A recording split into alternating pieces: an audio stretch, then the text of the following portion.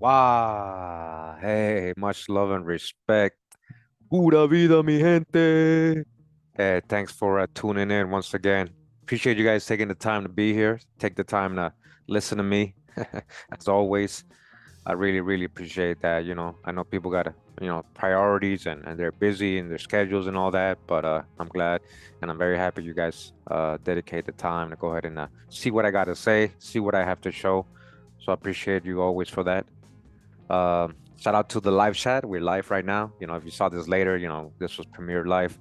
Shout out to everybody in the chat. I see you. I see all the names. Thank you. Thank you for being here. All right. We're just gonna go ahead and let's just go do it right now. I'm gonna go over here. Let me just make it a little bigger. We're gonna go ahead and continue reading from this book. Pretty good book we've been reading. Kind of summarizes a lot of the info we already kind of have gone over. A lot of the topics we've gone over, but a lot of them we haven't. Gets a little more specific, but it's like a little summary, 101 course. Just come in real quick if you're new to the channel. You know, this is a very interesting book. The only thing is, be ready always to dodge the hijack. You guys already know. There's a lot of good truth in here, but then, when they add their added conjectures and their whole complexion thing, trying to make the ancients a certain thing only, that's when we got to dodge the hijack. So I'll definitely point out any hijack I see, be ready for that. But in general, pretty good reading. We're going to read various chapters again of the book, a lot of different topics, a lot of good information, corroborating, showing, proving America is the true old world, and they've been seeing this in reverse when they're telling us people are coming from somewhere else and bringing this knowledge over here. America's the true old world.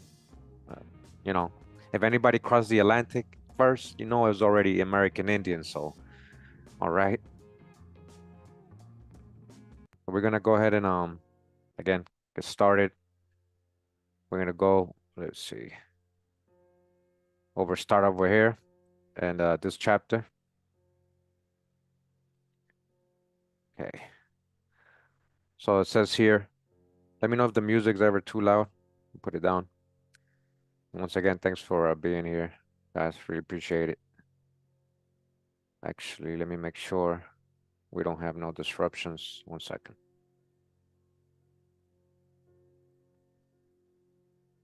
I just gotta set up this. We're live, so bear with me. All right. All right. Pura vida now. Pura vida. So it says here, I'm gonna start right here. It says the Newark, Ohio Holy Stone. We've talked about this before. They found this in the mounds in Newark, in Ohio. They call it a holy stone. It's literally Paleo Hebrew. It's literally Moses, literally a figure of Moses. All right, we're going to talk about it real quick.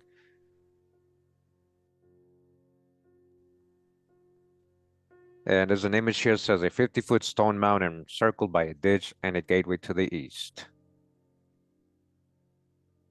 And Jacktown, Lickin, says miles of southeast Jacktown, Lickin. I can't really read the writing there, but it says Ohio Archaeological and Historical Publications, 1905. Judge B. M. Dilly of Oklahoma City, formerly a regent of Missouri University, being personally familiar with the incident, makes this statement. Near the town of Jacksontown, there was a mound about 80 feet in height and 500 feet around the base. Trees of a large size grew on its top and sides. Upon investigation, it was found the mound was built principally of stone. Repairs being needed on a nearby reservoir, the stone in this mound was dug out for that purpose. All right, so this is the reason they dug this mound. They're trying to use the stone that was used in this mound for their own purposes, right? Desecrating burials and, just ancient artifacts and ancient sites that should be preserved. Okay, the stone in this mound was dug out for that purpose. I remember to have heard persons state that 25,000 wagon loads of stone had been hauled from the mound. That's a lot.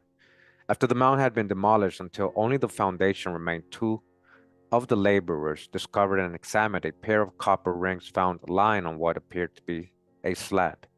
Later, they went on to the county's recorder's office at Newark, Ohio, and were exhibiting the rings and telling of their discovery. The attention of Dr. Wilson was attracted, and he took some men with him to the scene of the discovery to make further investigations. On removing the slab previously referred to, they found it to be the covering of a throw-shaped box. This appeared to have been lined with some kind of cloth, but no part of it could be preserved, for it crumbled at the touch. In the box were human teeth, some tufts of hair, and several finger rings. In the box was found a curious stone, in size about 2 or 3 inches in width and perhaps 6 inches in length, with a tenon shape and mortised hole at one end through which a strap could be passed. On one side a depression was cut, and in that depression was an image representing a man with a flowing beard, sandaled feet, with robe and staff, and under the figure appeared an inscription.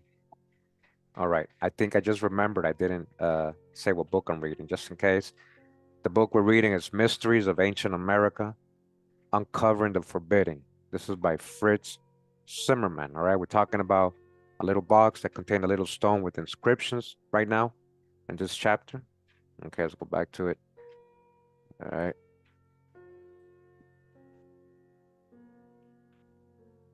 On the sides of the stone around the image were characters unknown to Dr. Wilson and the other scientific and learned men then resided in Newark. At that time, the Synod of the Presbyterian Church was in session at Zanesville, Ohio. Dr. Wilson went there with the relic, where it was examined by the ministers there assembled. The Reverend Matthew Miller, then a resident of Cumberland, Ohio, at once pronounced the relic a Jewish teraphim. He declared the image thereon was Moses. All right? Moshe, Moses. Come on. And that the characters interpreted were the 10 commandments. All right? Just in case, I do have some images here. Let me just get it.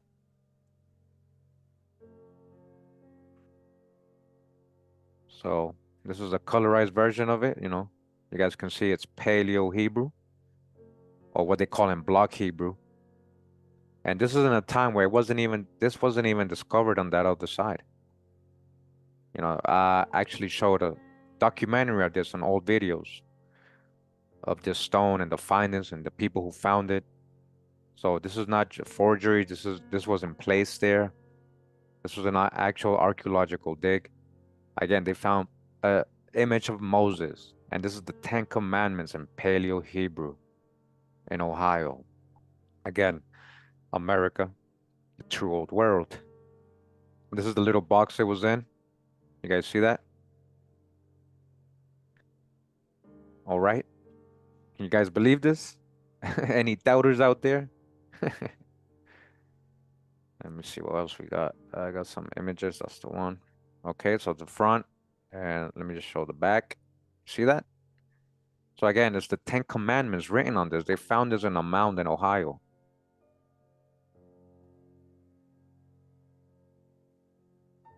Okay. And it's another image. You guys can see. Ancient Hebrew written language with a parenthesis, question mark. And they actually have this in a museum in Ohio. And they're not saying it's a forgery. It's not saying it's fake. They are displaying it. Again, I've shown it in old videos. Check out all my Hebrew, Israelite videos in the past. We've shown a whole documentary of this, an old documentary from like the 80s. All right. So this is what they're talking about, guys. All right. Again, it had the 10 Commandments. To make sure that his interpretation was correct, the Reverend Miller took the relic to Cincinnati and there consulted Dr. Leonthal, who was then considered the most learned rabbi in the United States. He coincided in the opinion that it was Jewish teraphim, that the 10 Commandments were engraved thereon, and that the image was that of Moses. All right. And then you notice the person had like a little fro, right? So-called afro, or woolly hair appears. They consulted 7 Hebrew alphabets and found that the inscription on the teraphim was written in the letters of the oldest of the 7. The oldest.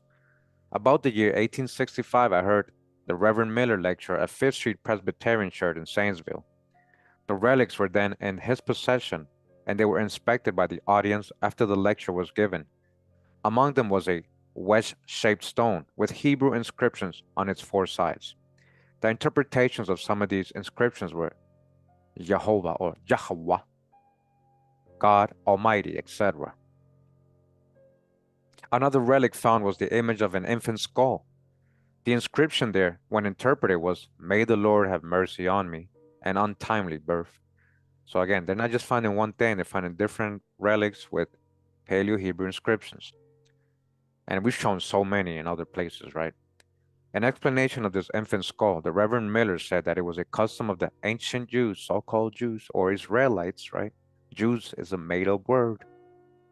Whenever they had violated a law or precept of their religion which they regarded a grievous offense, to manifest their deep penitence by carving out of stone an infant skull and inscribing on the forehead in Hebrew the words above quoted.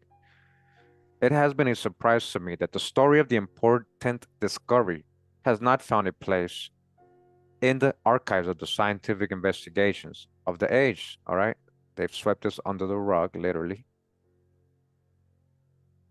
The Reverend Miller was a modest man, and while he wrote and preserved his writings with reference to this matter, he doubtless never sought their publication. You guys hear that?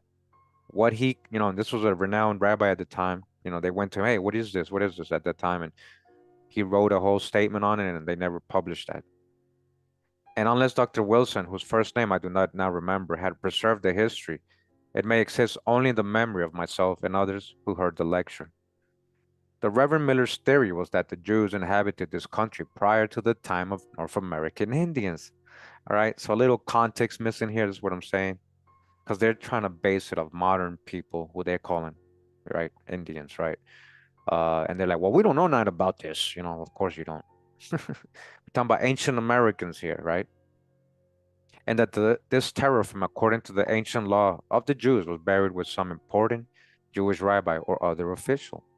What if Moses or somebody, what if, well, not Moses, because he says, we had like the death of Moses over there in Judah, around there, maybe. There's Beth Peor, I believe the place, it says in the scripture, there's a lot of Beth Peors in the United States. But it could be somebody that, a biblical person we know. When he died, this theory being passed upon the fact that this teraphim was defaced, one corner of it being chipped off. He said it was the custom to deposit in the grave any scroll of the law or other ceremonial objects that became defaced. The cavity in which Mr. Wyrick, so this is the guy that did the exploration, and there's a whole documentary again I showed about him and what he had to say, found this stone was about 20 feet in circumference and about 2 feet in depth at the center. When he had excavated through dark and rich alluvium, about 14 inches, he came to a lighter soil of a clay nature, or clayey, in which were pebbles. One of these, of oblong form, composed of reddish quartz, first attracted his attention. Soon afterward, he found the inscribed stone embedded in the clay. Gentlemen of learning examined it and proved the letters to be obsolete Hebrew. The Reverend J.W. McCarthy of Newark, a Hebrew scholar, translated the words on 3 of the 4 sides of the as follows: Holy of Holies, the word of the law, and the word of the Lord of the Most High. Wow. At meeting of some of the leading citizens of Newark, held at the courthouse about 2 months after my visit there, to consider the character and the circumstances of the findings of the Holy Stone, General Dill presided, and Mr. McCarty gave an interesting account of the whole matter. It was stated that only 4 or 5 of the characters correspond to those now in use in the Hebrew books, but these furnish a key to the translation. It has already been stated by a gentleman familiar with the history and practice of the Freemasons, and who was a member of the fraternity, that the stone was of a kind used by Masons of a certain grade in the East soon after the building of the first Temple of Solomon. All right, that's a deep one right there. I mean, we got so much on the origin and you know, Freemasonry and how it was used here and what they found here, right, in the mounds. It has in their system, you said, well-known meaning. Its principle used in ancient times being for deposit beneath whatever structure the master mason might superintend. This symbol, he said, was not necessarily furnished with inscriptions, but masons entitled to use it might put such sentences upon it as the one as that one has. It would be placed in the northeastern part of the foundation, and if it stood on its point would indicate that something more was deposited beneath. If it lay on its broadest face, the point or small end would indicate the directions where other deposits would be found. These, if found, would disclose the facts connected with the building. Was not the cavity in which the stone was found the foundations of a structure never erected? Right. And that's the end of that chapter. Very interesting, right? So, all right, Prince Arcane's Peoria, Illinois. There you go. There's a lot of Peorias in the in North America, actually. That's one of them for sure. All right, we go on to the next chapter. Hope you guys enjoyed that little reading. Again, we have a lot of videos on the Newark Holy Stones if you want to catch up. Hey, Joe. Babylon is a place, right? And Hebrews is a language. You're missing a lot of context, man. You're missing a lot of context. America's a true old world. Try to catch up. If you guys, I know anybody chatting right now is because you're subscribed. So if you're subscribed to the channel, please take the time to catch up. Let's not argue. Like if any hey, moderators, if anybody, you know, we try to help them understand. If they persist with outdated pseudonym opinions, you know, you can time them out. Don't block them. You can just time them out if they're still being respectful. You know, we don't, you know, time them out for, you know, for 24 hours. Like we don't need that here today. Again, we got so much research on this, right? So it says here, Babylonian weapons, technology in North America. It says prehistoric copper mining in the Lake Superior region, 1923. And we got so much of this too. You know, so many videos on the copper mines of the Lake Superior region. All right. It says here, Indian legends make no mention of these mining operations, which were of a magnificent and magnitude worthy of being included in the history of any race. The legends do mention, and here he goes again. We're gonna have to write Dodge the hijack. Look at a white race. They talking about giants with red hair, and he's calling them white, or what are you exactly telling? Show us the source. What legends? Again, these Atlantis, ancient America researchers, they always want to make the ancient people of America so-called white. All right. I mean, we just read the other day. What are they finding with the mummies in Arizona and New Mexico? What color complexion were they? You guys read the book, right? With me? They were so preserved, mummified so perfectly that you can still see the color of their complexion. And it literally said almost like, he said literally that of a so-called Negro. You know, when we're talking about brown, melanation, copper-colored tribes of America, just like the definition of America says in Webster's 1828 dictionary for the word American, is the copper-colored tribes found here by the Europeans. All right. Yeah, so yeah, definitely we don't debate here because debating is for like cloud chasers and all that. We already got the research. The research speaks for itself over. And I just got this notification last week. I've reached my 1000th video last week. So we got over 1,000 videos in the last almost 8 years. You know, if you're interested, you know, get the full context of everything, you know, and just stop guessing and generalizing. Please take the time to do that and catch up. All right. So Indian legends make no mention of these so-called white race. Oh man. So these people they're saying were driven out far back in the Indians' history. The fact that Indian legends indicate the pieces of copper were preserved as manitos or gods would seem to prove that they were not the people who mined and used copper industrially. These prehistoric miners left no records that we can translate to tell who they were. Yeah, you see what he just admitted? They don't know who they are, so why are you telling us that they were so-called white? If you don't know who they were, there you go. Contradiction. Apparently, they did not winter in the region, and apparently, too, none but the hardy and strong made the trip. No graves have been found which can be definitely ascribed to them.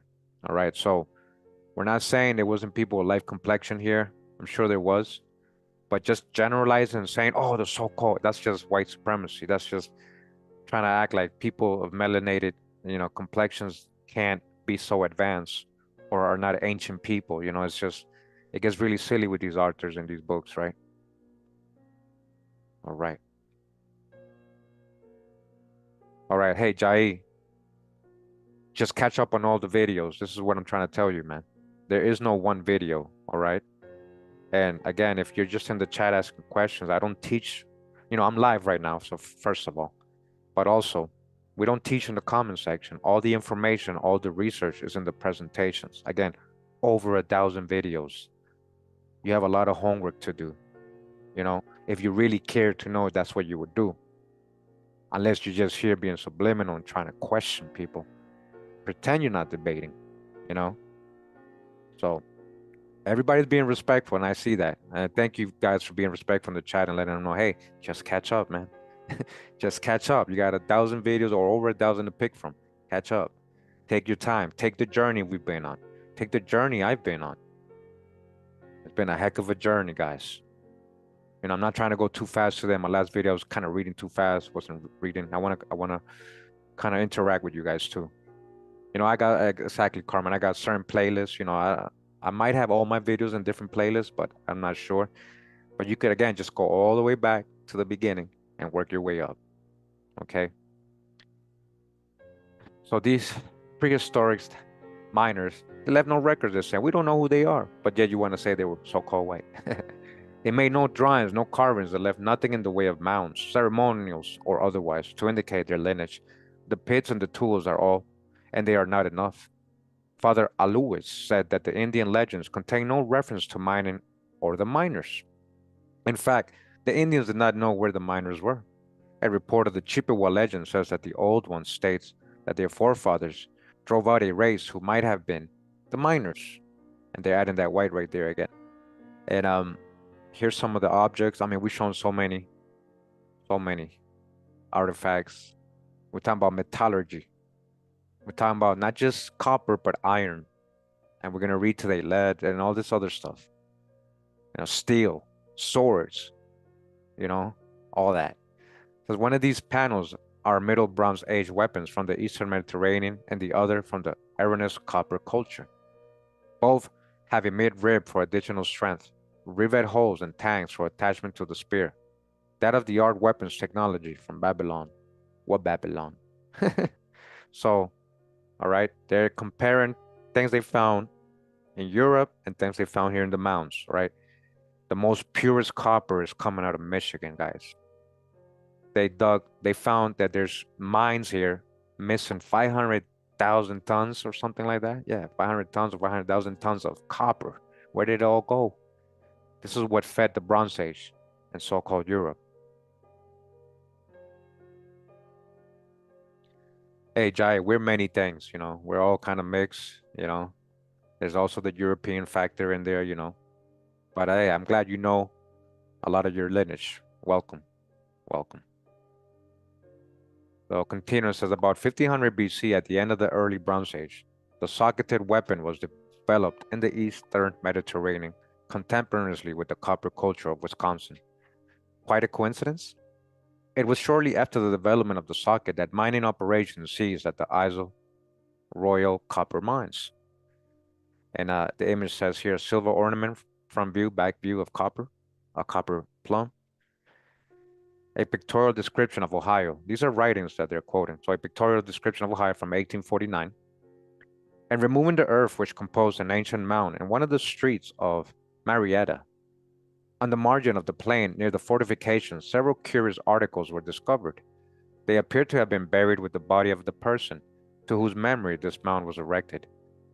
Lying immediately over or on the forehead of the body were found 3 large circular bosses or ornaments for a sword belt. All right, sword belt. So they had swords. If they had a sword belt or buckler, they are composed of copper, overlaid with a thick plate of silver. The fronts of them are slightly convex, with a depression like a cup in the center, and measured 2¼ inches across the face of each on the back. Hold on, guys.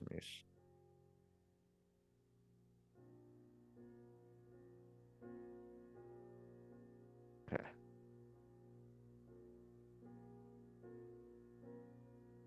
Sorry.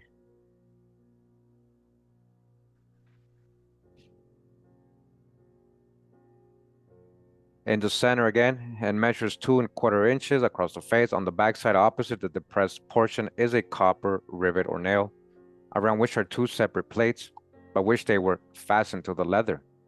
Two small pieces of the leather were found lying between the plates of one of the bosses. They resemble the skin of an old mummy, and seem to have been preserved by the salts of the copper. The plates of copper are nearly reduced to an oxide or rust. The silver looks quite black, but it is not much corroded, and on rubbing it becomes quite brilliant. Two of these are yet entire. The third one is so much wasted that it dropped in pieces on removing it from the earth. Around the rivet of one of them is a small quantity of flax or hemp, cannabis, right, and a tolerable state of preservation. Let's see a front and back view of sword scabbard. Near the side of the body was found a plate of silver, which appears to have been the upper part of a sword scabbard. All right, again, if they find in these, we had swords, but has three longitudinal ridges, which probably correspond with edges or ridges of the sword. It seems to have been fastened to the scabbard by 3 or 4 rivets, the holes of which yet remain in the silver. 2 or 3 broken pieces of copper tube were also found filled with iron rust. These pieces, from their appearance, composed the lower end of the scabbard. Near the point of the sword, no sign of the sword itself was discovered, except the appearance of the rust above mentioned. Near the feet was found a piece of copper, weighing 3 ounces. From its shape, it appears to have been used as a plum, or for an ornament, as near one of the ends is a circular crease or groove. For tying a thread, it is round, 2½ inches in length, 1 inch in diameter at the center, and ½ inch at each end. It is composed of small pieces of native copper, pounded together, and in the cracks between the pieces are stuck several pieces of silver, one nearly the size of a 4-penny piece or a half dime. This copper ornament was covered with a coat of green rust and is considerably corroded. A piece of red ochre or paint and a piece of iron ore, which has the appearance of having been partially vitrified or melted, were also found. The ore is about the specific gravity of pure iron. All right, and again, we found iron mines here and everything. Like, we got a whole video, we got a couple videos on that.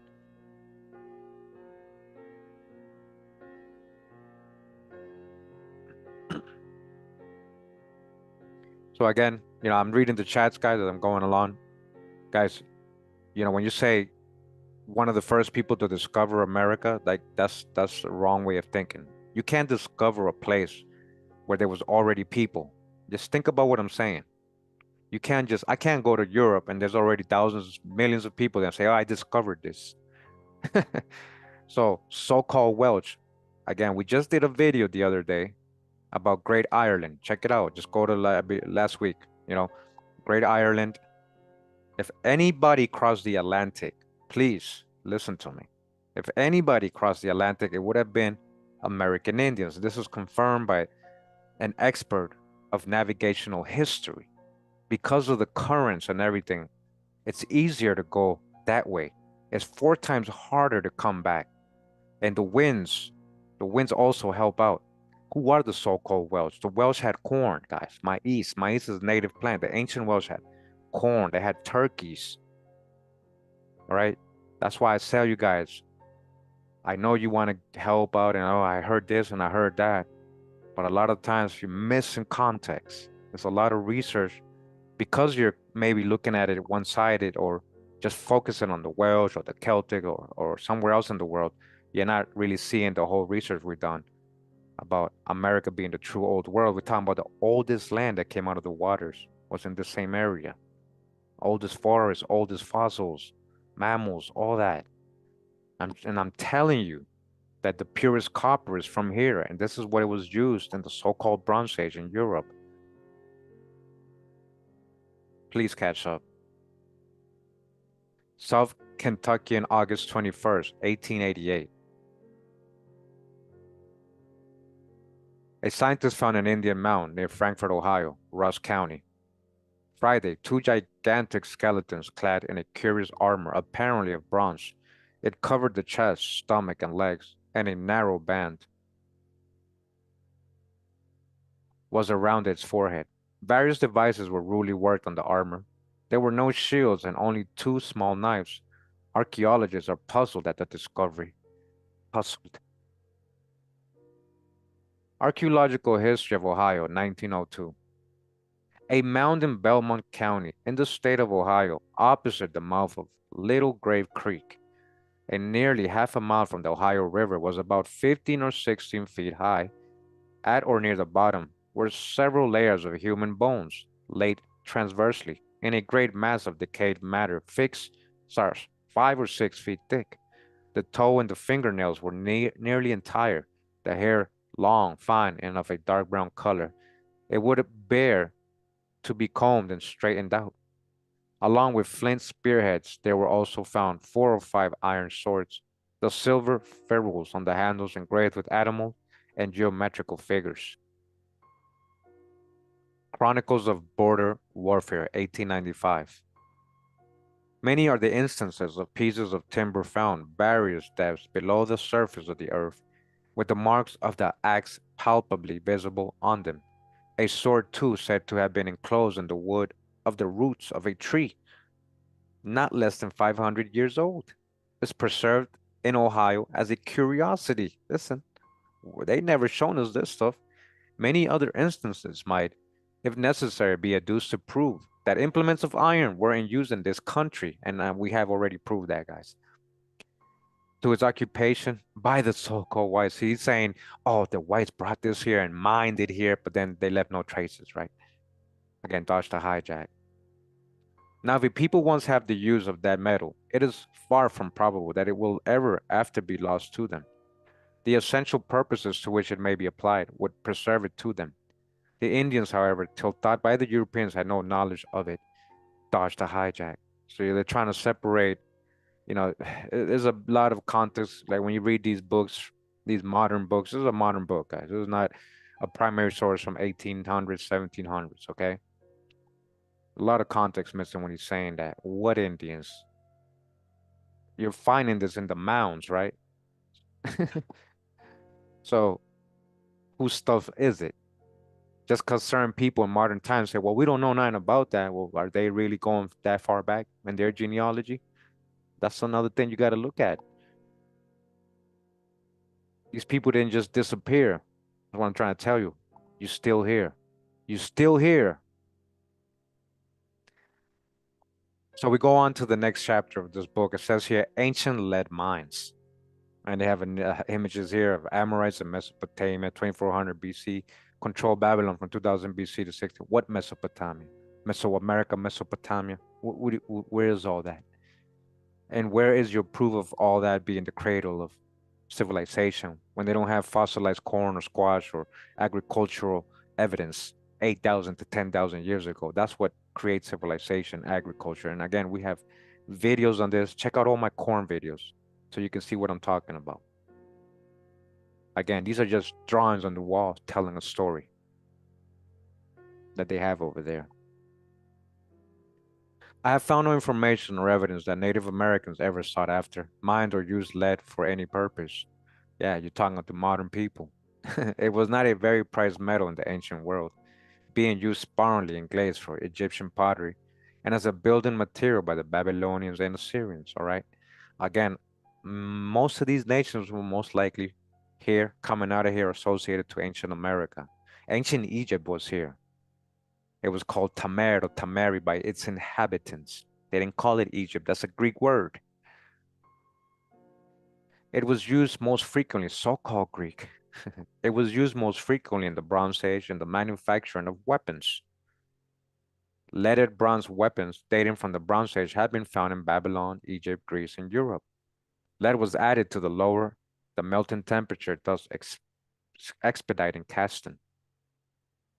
The only plausible answer for the use of the lead was for the manufacture of bronze weapons. It is well known that there were at least 10,000 miners working for 1,000 years at the copper mines at Isle Royale on Lake Superior, all right? Okay, so now you keep talking about old world, but then you're telling about this is where they're mining it from, right? So people just came here to mine. There is 500,000 tons of copper that can be accounted for. Like I said earlier, I was right. 500,000 tons of copper. Where did it all go? Where did it all go? And he literally asked that right after. Where did it go? The accounted giants of the Bible, known as the Amorites, is a possibility. Possibly. They controlled Babylon during part of the Bronze Age, and we know they were using lead in the casting of weapons. What Babylon? Says here, Popular Science Monthly, November 1889. Ruins of an ancient lead mine exist on the Morgan Farm near Lexington, Kentucky, in the form where they have not been disturbed, of an open cut from 6 to 10 feet wide, of unknown depths, and now nearly filled with rubbish. On either side of this trench, the material thrown out forms ridges, several feet in height, and these are are everywhere overgrown by trees, many of which are as large as any found in the forests of that region. Galena has been found in many of the ancient works in Ohio, but has never been smelted and appears to have been valued merely for its brilliancy. Dr. Newberry does not believe that the mound builders were of the present Indian stock. Hey, many of us can kind of agree with that. But why? There's a context that you must know, genealogy and the real history of who they're saying are so-called black or Africans today, or so-called Native Americans, so-called white. Like all that history they teach us, guys, it's just missing so much context. The world is not about crayon colors or just so-called races. Even that the word racist that was made up at a certain point. You know, welcome, welcome. So, Historical Collection of Pennsylvania, 1843. A remarkable irregular trench, the vestiges of which can yet be seen, with occasional interruptions, runs from the upper lead mines to the neighborhood of the lower. It is at least 6 miles in length. It was found there by the earliest emigrants, and 30 years ago, stout trees grew on the banks of earth thrown out in excavating it. It was there, it is said, an ancient in its appearance, when Robert Dew erected or commanded the fort at the upper lead mines. All right. Pictorial depiction of Ohio, 1849. Mirrors of isinglass have been found in several places, and in a few instances, traces of iron, entirely oxidized, have been discovered. Pottery well formed, wrought, and glazed by fire, attest the truth that an ancient civilization preceded the gloom that hung over the land.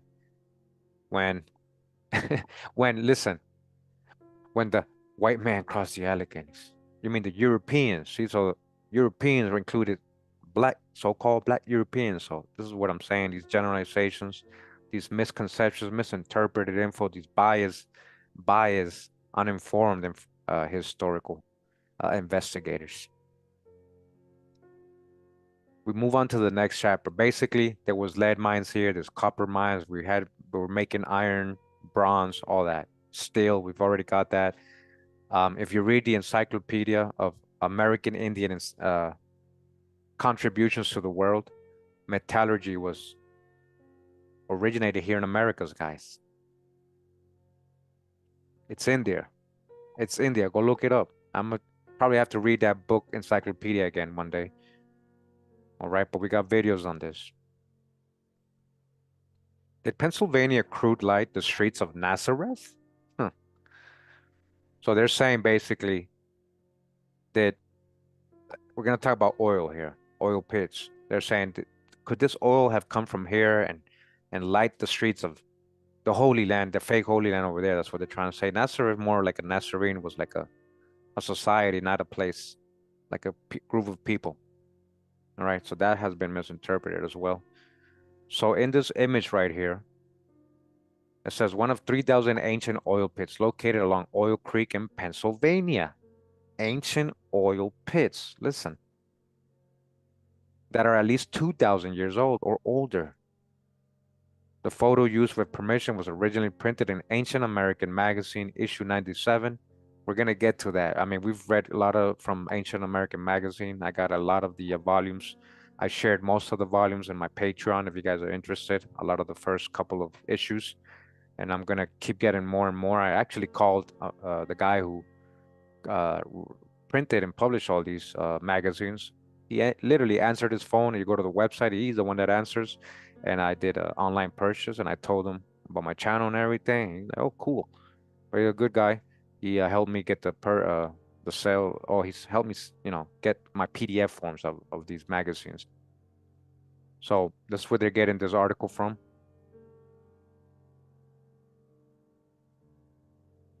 Most researchers are looking for the smoking gun of evidence that will prove that commerce existed between North America and the Eastern Mediterranean, focused on the large-scale copper mining in the Lake Superior region. All right, the smoking gun. I've been telling you, that's what helped with the so-called Bronze Age, the copper from America. There exists evidence that another commodity was being mass-produced to a degree where it is also reasonable to assume that it too was being exported. These are the thousands of oil pits that were dug in Pennsylvania. You guys ever heard of this stuff? No, because they don't want you to think about these things. Like, wow. This is the same site where in August of 1859, the first oil well was drilled on land owned by Edwin L. Drake, an event that would forever change the area. In only 3 years, 3 million barrels of oil were being produced, which drew thousands to the area in an attempt to get rich quick. All right, you guys hear all this oil that's coming out of the ground here in ancient America? When we talk about resources, a rich place, a plentiful place of rich sources, you're looking at it right here in America. We're talking about food, minerals, everything. And you guys really got to study that. You see, it's more abundant here. They don't tell us this. They want us to think everything's coming out of Middle East or Africa or Asia. When we talk about resources or sources, mineral sources, food, but that's not true. You got to do the real research. You'll see it all starts leading back here. And there's a reason for that. We're talking about the oldest land coming out of the waters, the oldest land, oldest civilizations. Hey, R. Jones, yeah, the Civil War actually, they use that for a lot of things, destroying things. And yeah, there's a whole other story. I have a whole playlist on the real cause of the Civil War. Doesn't mention all this stuff, but it at least tells you it wasn't about slavery. Definitely wasn't just about slavery or freeing so-called blacks, because Abraham Lincoln himself was so-called black. So you got a free person of color, so-called black person, as president at the time that you're supposed to be freeing blacks when he's president. Make it make sense. I got a book coming out. Shout out to my wife helping me with it. I got a book coming out on what Benjamin Franklin, his youth, he was an indentured servant, runaway, and his real appearance. Undeniable proof. The sources tell you straight up. Okay? So 3 million barrels of oil were being produced, and everybody's like, oh, I gotta get my hands on that. Get that money. Boomtowns quickly sprang up and around this new find. A find that was actually thousands of years old. An archaeologist dated the pits that were published, The Cultural Ecology of Early Late Woodland, Venango County, Pennsylvania.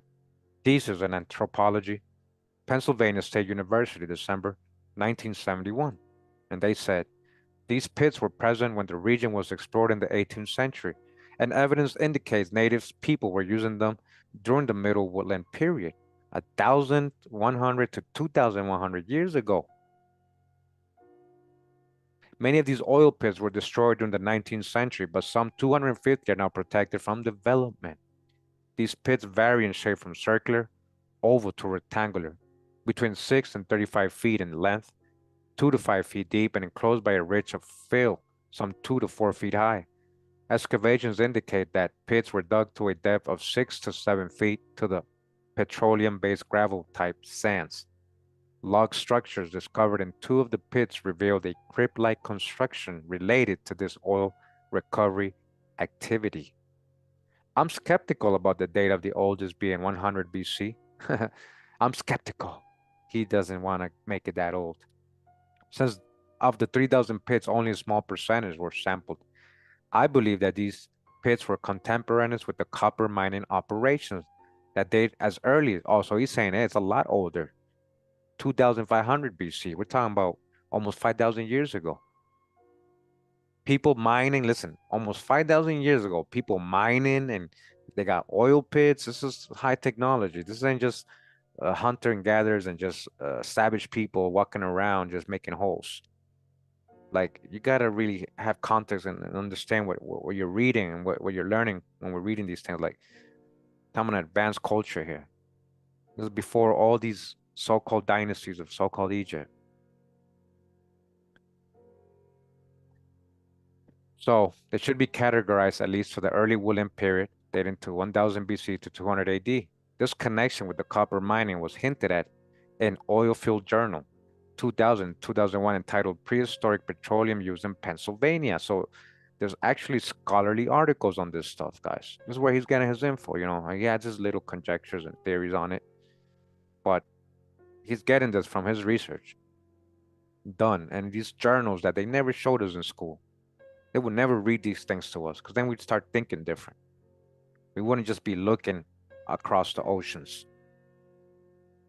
Professor J.S. Newberry visited Titusville and the newly discovered Drake Well in 1859, and he noticed that the bottomlands on Oil Creek below the town and were covered with a magnificent forest of hemlock trees, were pitted in a peculiar way. That is, the surface was occupied by a series of contiguous depressions 10 or 15 feet in diameter and from 1 to 3 feet deep. They were circular and symmetrical, in that respect differing from the pits formed by the uprooted trees. Newberry was taken to a new well being dug, noting, as it changed, this well was sunk in one of the pits referred to. It was carried to the depth of about 25 feet in the earth when the rock was reached and drilling began. Throughout this depth, it followed the course of an old well, which had been cribbed up with the timber, and in it was a ladder such as was commonly used in the copper mines of Lake Superior by perhaps the same people who worked the oil well. This ladder was a portion of a small tree of which the trunk was thickly set with branches.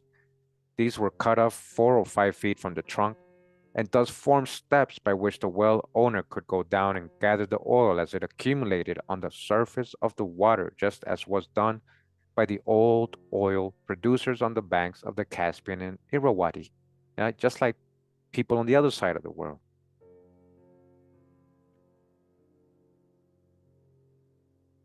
Already there are major holes in the evaluation done by the archaeologists. The wells were not all 2 to 5 feet in depth, but as deep as 25 feet. The entire symmetrical pit was cribbed with timber. This just doesn't sound like a Native American archaeological site.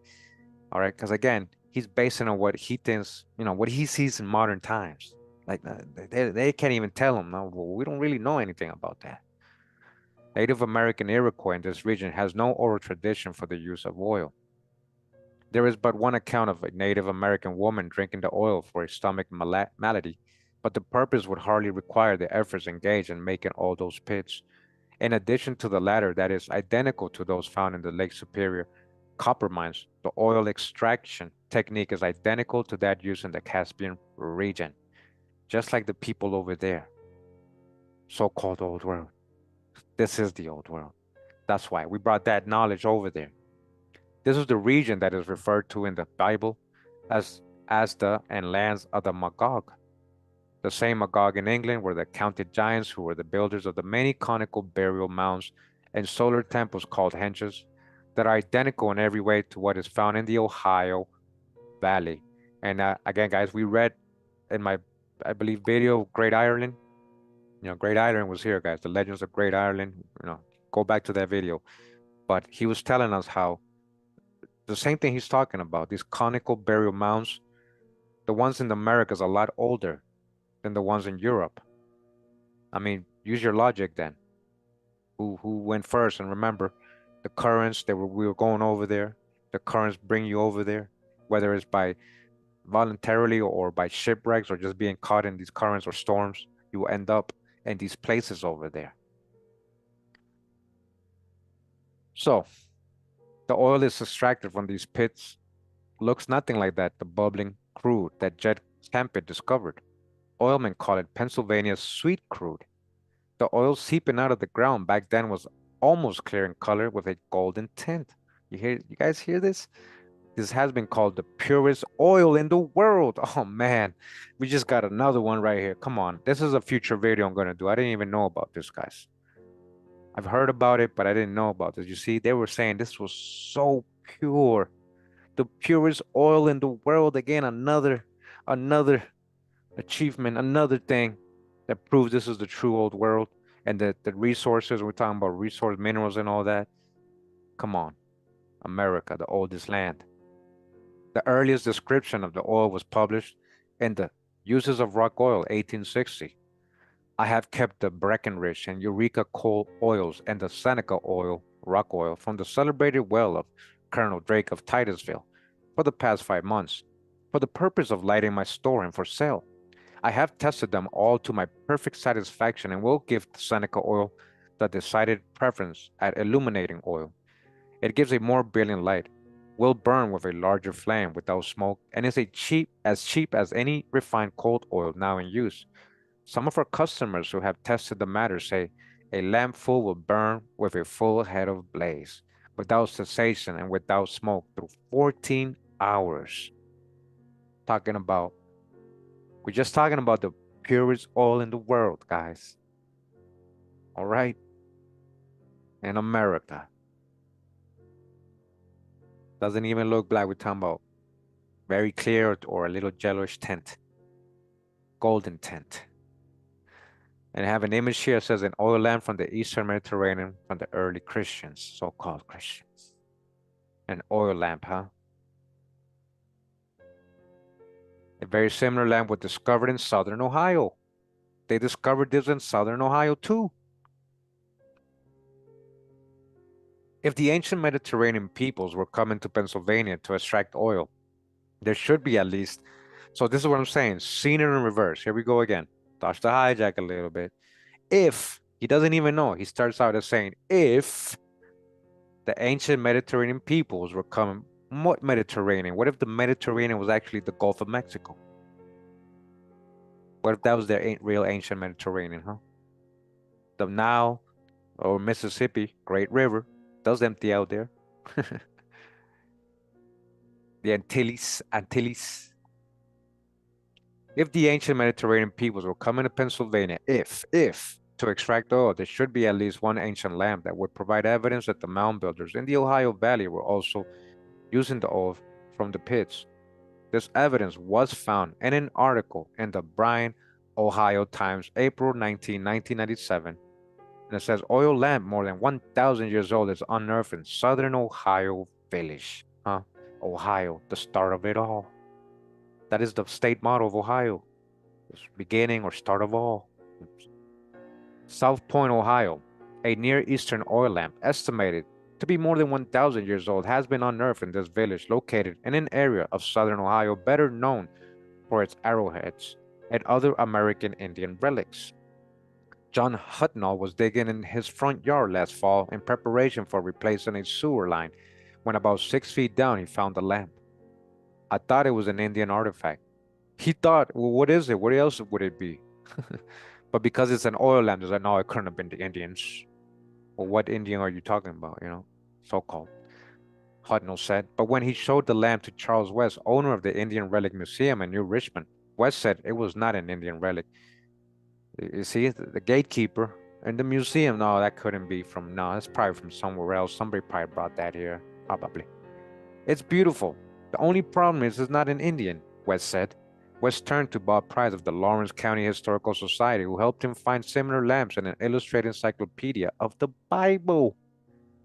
So their only reference for finding a similar lamp was in that encyclopedia of the Bible. Come on, in the Holy Land, so-called.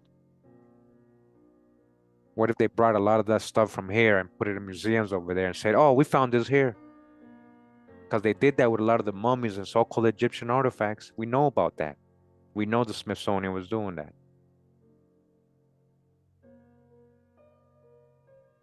Hey, Lita, I believe that, that's what I'm saying. They just rename places today. I mean, Turkey, right? What's Turkey? Turkey, the animal that's native to America. Sorry, I was reading the chat, guys. So, who helped him find the lamp? The lamp went to the Institute of Archaeology at Andrews University at Berrien Springs, Michigan. David Merlin, the Institute's assistant director, said the lamp was probably crafted between AD 400 and 800 in the Near East. Probably. You guys see that? Okay. They found an oil lamp in Ohio, 6 feet under. They dug it up, and then the guy from these gatekeepers said, "Oh, it probably, possibly, maybe, I don't know, I think, probably." Is that knowing, guys, when you say probably? Let's be real. Let's keep it real. If you're one of the doubters out there. So what I'm trying to say and point out always to you guys is that a lot of these people, always seen in reverse, they always going off guessing or conjectures and probably. It was probably made in the Near East. This is the East. This is the farthest East. If you keep going from Asia, this is the farthest East. And also, who knows what side, I mean, what orientation they're looking at in maps and ancient maps. Was it the same way as we did today, or was it flipped?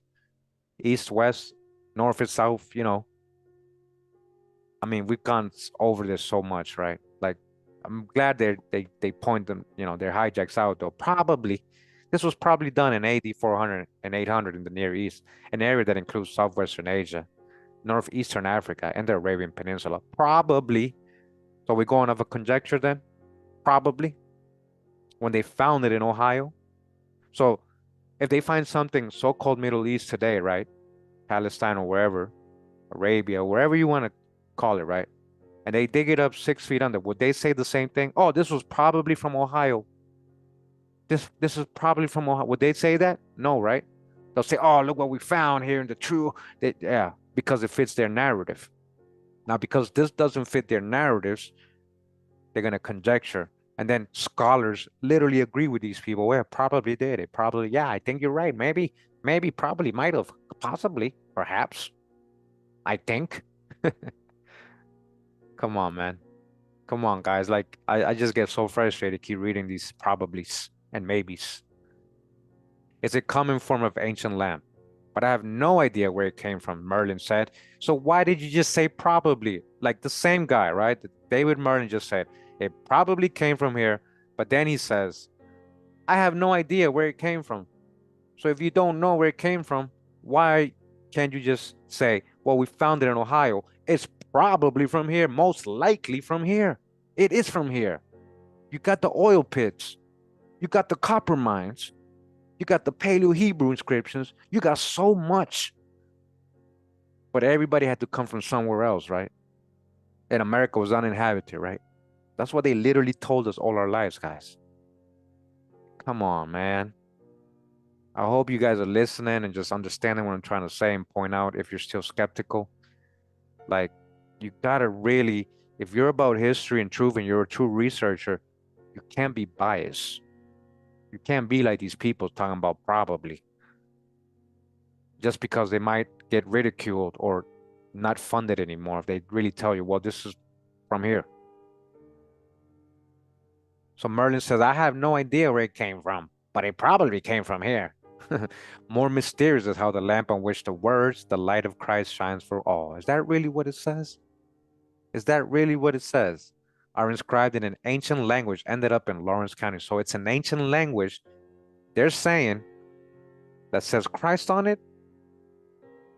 Really?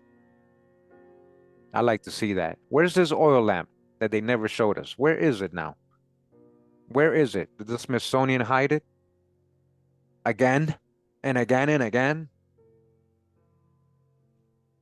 Hudnall said he believes settlers who considered it an ancestral relic could have brought it to the area.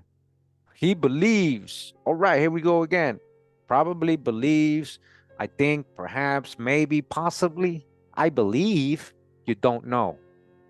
Because if you say I believe, that means you don't know. I believe. I think it comes from over there. Is that the same as knowing? I want to ask you, be real. Is that the same as knowing? When somebody says believes, is that the same as knowing? I believe there's aliens flying around when pink elephants used to fly. I believe all this stuff. I believe. I believe. I can say, I can believe anything I want. Is it right though? Is it true? Just because I say I believe. Yeah, wrote Joseph. It probably kind of maybe possibly being hidden with the others.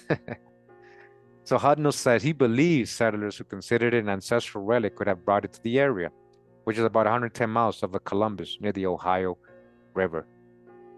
And look at the next paragraph. I think, perhaps, maybe, possibly, probably, I think someone probably a group of Indians got together and buried it, thinking it was evil. I think the Indians must have buried it. So now you're admitting Indians were the ones who left it there.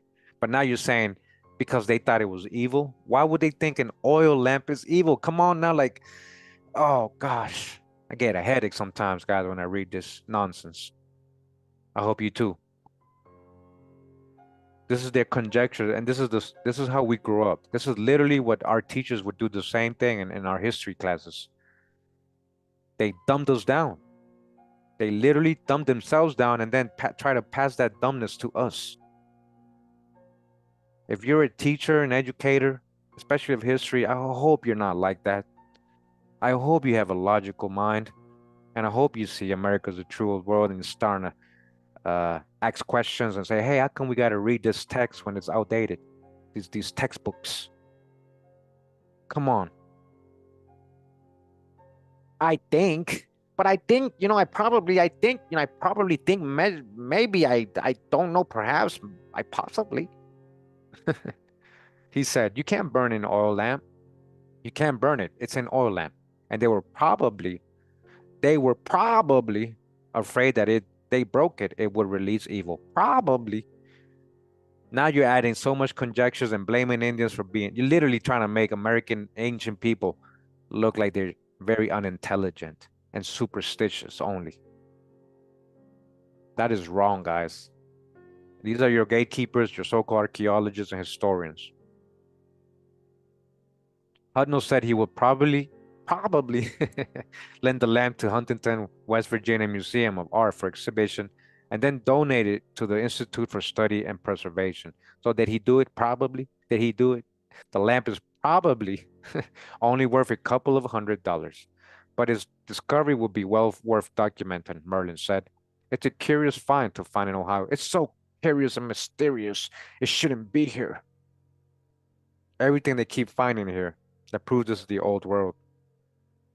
That advanced people were here in ancient times. It's all curious or a mystery. But you got to understand, mystery, my story. Mystery, my story. History, his story. That's his story.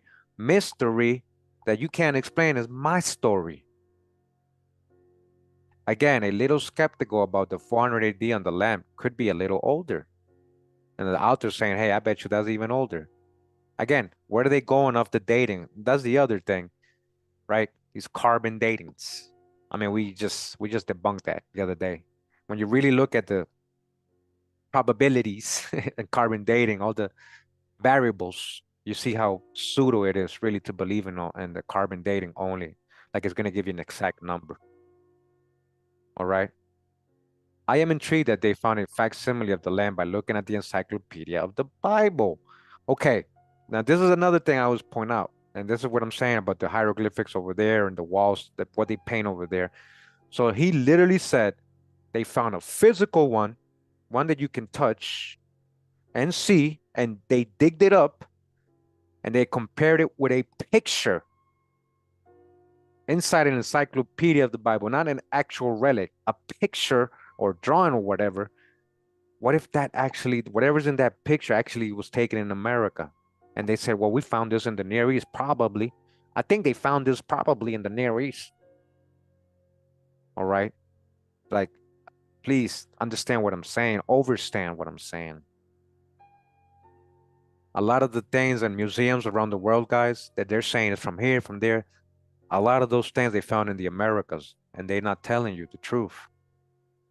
We've already shown the articles literally saying that, newspaper articles literally telling you they found mummies here, skeletons, relics, and they brought it to the British Museum, the Cairo Museum, and all other places around the world.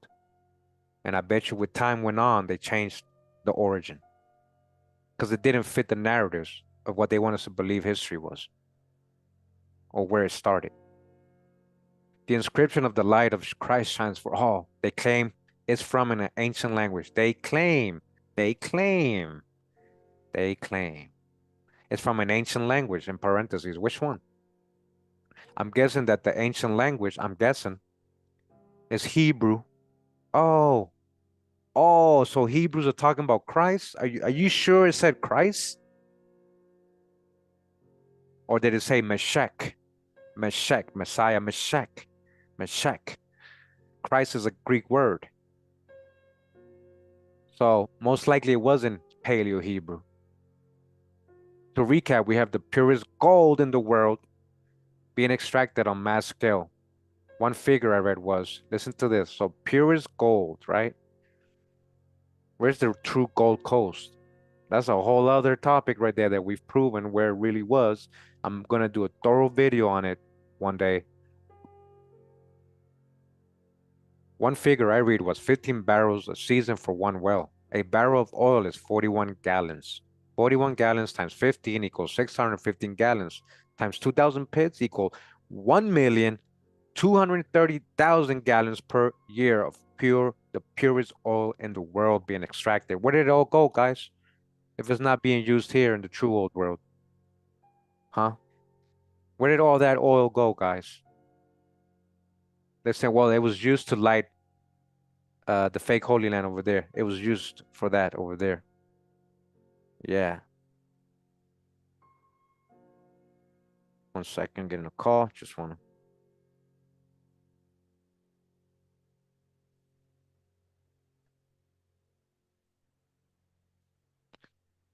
Okay.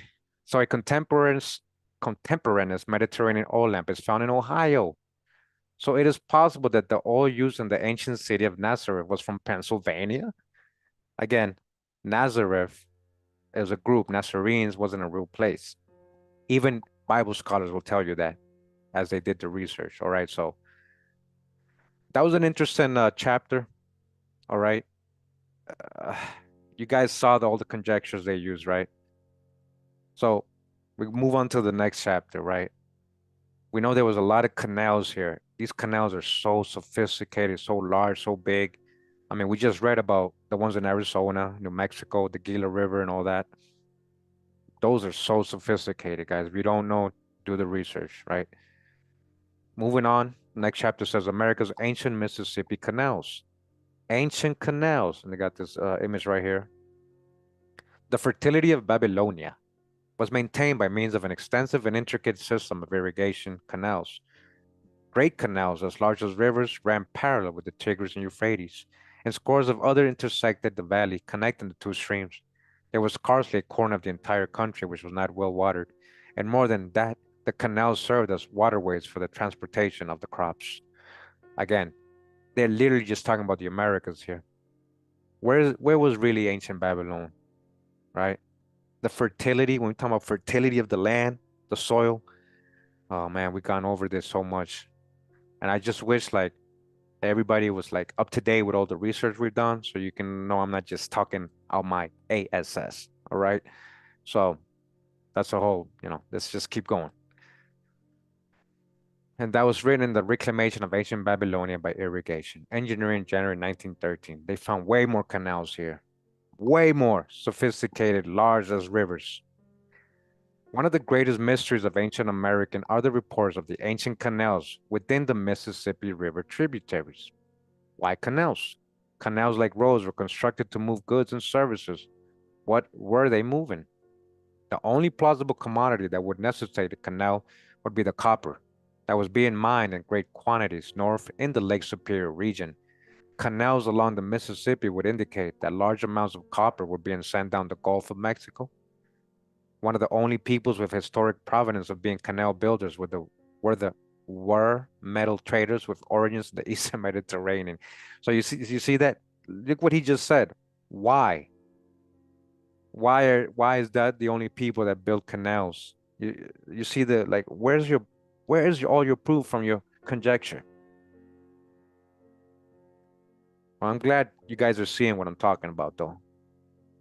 The following historical accounts describe ancient canals along the tributaries of the Mississippi River. The fact that the canals were large enough for a ship to pass through in historic times is evident that these canals were for commerce and not for irrigation. Ships, huh? Not canoes, not little canoes, ships. All right. What do we know about the inscriptions they found of ships all over the North America from our book, the book we've been reading, In Plain Sight by Gloria Farley, Old World Records in Ancient America. Shout out to Gloria Farley for that Mason research she did on that. And then Barry Fell, continuing the research. Brandon Hurd, a diffusionist explorer, came across a few large stones with holes bored in the center. His research led to the conclusion that there were mooring stones with origins in the Eastern Mediterranean, where they get in the origin all the way. So people came from the other side of the world. That's not even the real Holy Land, but let's just go with it, right? They just came to mine, and they built canals here. They did all this work, and they just left, and they just disappeared, right? What did we just find earlier? The Newark Holy Stone, right, with Moses, Paleo Hebrew on it. Oh, you're leaving that out. Oh, they left that there too. Oh yeah, well of course, Kurimeo. They came from the lamb too. They left it. They dug it up 6 feet under, and they just left it there. Probably, perhaps, maybe, possibly. I don't know actually. Then why didn't you just say you don't know, man? Stop making things up. Mediterranean traders on the Mississippi with a question mark, right? Like, no, you're seeing in reverse. We brought that over to the other side of the world. Evidence recently rediscovered at a rural property near the Pearl River, Mississippi, strongly suggests visitation by mariners from an ancient Mediterranean culture. Only because there's canals and because there's oil pits and all this stuff, now you're saying it must have been from people coming from the other sides or other parts of the world. Oh, we weren't advanced here to do that. We didn't. Oh, come on, man. Four perplexing stones with large drill holes lay on the surface, one with a mysterious raised tablet carved into its surface. The top of the hole has been broken off. Two other stones lay nearby of similar size and weight with only have one hole each. The holes in the stones are uniform in size, 5 inches diameter. One of these stones displayed a notch carved on both sides from the hole to the end of the stone. Subsequent research revealed this was a common feature of stone anchor from the Eastern Mediterranean region. So because they found a stone anchor here, they're saying it must have come from the other side of the world. And again, give my respects to other YouTubers. We know all the stone anchors. They found huge stone anchors in Florida. You know, Longo showed that. Old World Florida showed that. A lot of people before him showed it. Yeah, we had huge ships here. Gopher, right? Noah's ship was supposedly built with gopher wood. You only find that in Florida and South America, Georgia, parts of Georgia. Come on, man.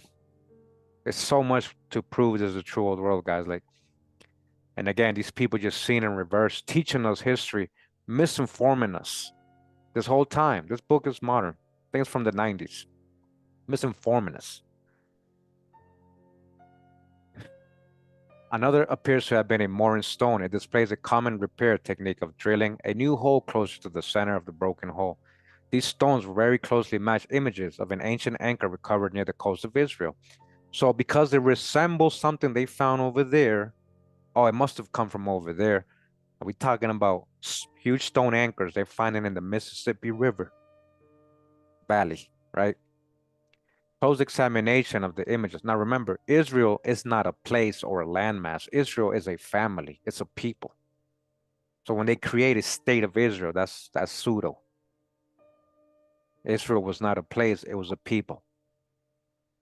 Close examination of the images carved into the stone anchor with the tablet have revealed some interesting pictures and symbols.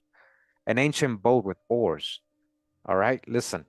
This is what they're finding here in this tablet and the stone, inscribed on the stone, right? An ancient boat with oars, an Egyptian-style bird hieroglyph. Come on, an Egyptian-style bird. What do we know about these images of these so-called gods, these birds? They're actually American animals. They're American animals. All the deities of Egypt, they're animals from America, native to the Americas. So what you mean, Egyptian-style bird hieroglyph? You mean an American-style bird hieroglyph? A double-bladed axe, reeds or perhaps lilies, and geometric shapes. Brandon Hurd, Lieutenant Colonel, LTC, and instructor for the U.S. Army's Command and General Staff College. It has been hypothesized that Minoans melted Michigan copper. Okay, there we go again. It has been hypothesized. It's a theory because they don't want to admit Americans did the mining in Michigan copper, who literally that's where they created the Bronze Age from, the mines, the copper they mined out of Michigan. But they hypothesized that it was probably Minoans. So who's the Minoans? We got videos on, they supposedly came out of Atlantis. The Minoan culture. Come on now. Where's Atlantis? We're still here. All of it didn't sink, guys. It has been hypothesized that Minoans melted Michigan copper into oxide, shaped ingots of two archaeological sites, Cedar Land and Claiborne, near the mouth of the Pearl River close to Gulfport, before onward transport to Europe and the Mediterranean during the Bronze Age. Like I just said earlier, I told you. What did they use to create their so-called Bronze Age in history? Copper, and it's the purest copper in the world out of Michigan, right? What's missing? 500,000 tons of copper missing from ancient mines in the Lake Superior region of Michigan, right? But they could never say, oh, it was actual ancient Americans that did all this and brought that to the rest of the world, brought it out from here. Hey, Susan, thank you. I really appreciate that. Blessings. Hawa bless. Thank you. So Brandon Hurd hypothesized it was probably Minoans that came, and they brought it over there. But he's at least admitting that the Bronze Age was because of the Michigan copper. Nobody ever told us that in school. Trust me, I remember. History was my favorite subject in school, middle school, high school. They never told me none of that. They would never say, hey, did you know that the Bronze Age was created with copper from Michigan, and it happens to be the purest and richest copper in the world? And what they found out today about the purest oil, they found that in Pennsylvania, the purest oil in the world. Come on now, just add it to the list we have already. Come on, just add it to the list, guys, please. So here's a stone anchor they're finding here in the Mississippi. This is not as big as the ones in Florida. The ones in Florida are huge, right? And other parts of America. Mooring stones discovered by Brandon Hurd near the mouth of the Pearl River, near its junction with the Mississippi River. According to Brandon Hurd, according to him, with no proof, it was very near a river, Pearl River, that ends beside, okay, I thought he was going to say, oh yeah, he is going to say, watch. It was very near a river, Pearl River, that ends beside the Claiborne and Cedar Land sites on the Mississippi Gulf Coast. Dr. Liz says that he is certain they are ancient Mediterranean origin. Why? Why? What is their whole basis that it came from somewhere else?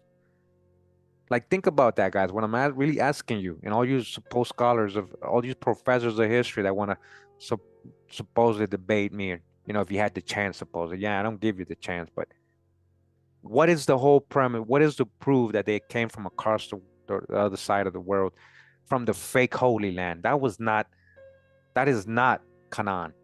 That's what they name it today. This is the true old world. And I appreciate a lot of you in the chat. I'm reading it as I go along. Like, you guys are well informed now. Like this, like that motivates me to keep going. The coast of Israel, right? Israel's not a place, it was a people, it was a family, lineage, not a religion, not a state, not a landmass. So here's some the anchors they have found here. This diagram of anchors found at the coast of Israel that date to the time of the Amorites were controlling the Mediterranean coast. Sketch done by Amy McDonald, research done by Jacob Sharvit, director of the Marine Archaeology Unit in Israel. So you see, this was found in Mississippi, right? And they're showing you similar things found supposedly on the other side. And we got to trust that they actually found that over there. But we'll give them that. Okay, yeah, why not? Why wouldn't there be anchors all over the world? People were navigating all over the world. Doesn't mean they came out of one region. Come on, guys. Are you following me? So here we got another image. Look at the inscription on it. And this is one of the stone anchors. And there's a little inscription on it. And it says another Mediterranean stone on anchor found at the site. So this is found in Mississippi. And they're saying it's Mediterranean. But maybe because they're right. Maybe because the Mediterranean was the golf course. And they're being subliminal. Freemasons, gatekeepers. Right? Oh, yeah. You mean the real Mediterranean. Oh, the Gulf Coast. The Mexican. Oh, I get the Mexico Gulf Coast. I get it now. I get why you're saying Mediterranean now. Oh, okay. Why didn't you just say that in the beginning? Director of Marine Archaeology Unit in Israel, Jacob Chardavid, the Chazar gatekeeper. You're not from that region. I bet you're from East Europe. Hey, with all respect, do your genealogy. Show us your genealogy, Mr. Jacob Chardavid. So, this is found in Mississippi. They call it a Mediterranean, right? Origin, right? Just make it make sense, please.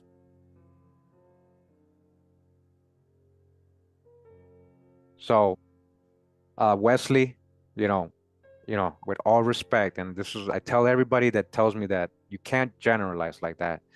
All American Indians were not of the tribe of Israel.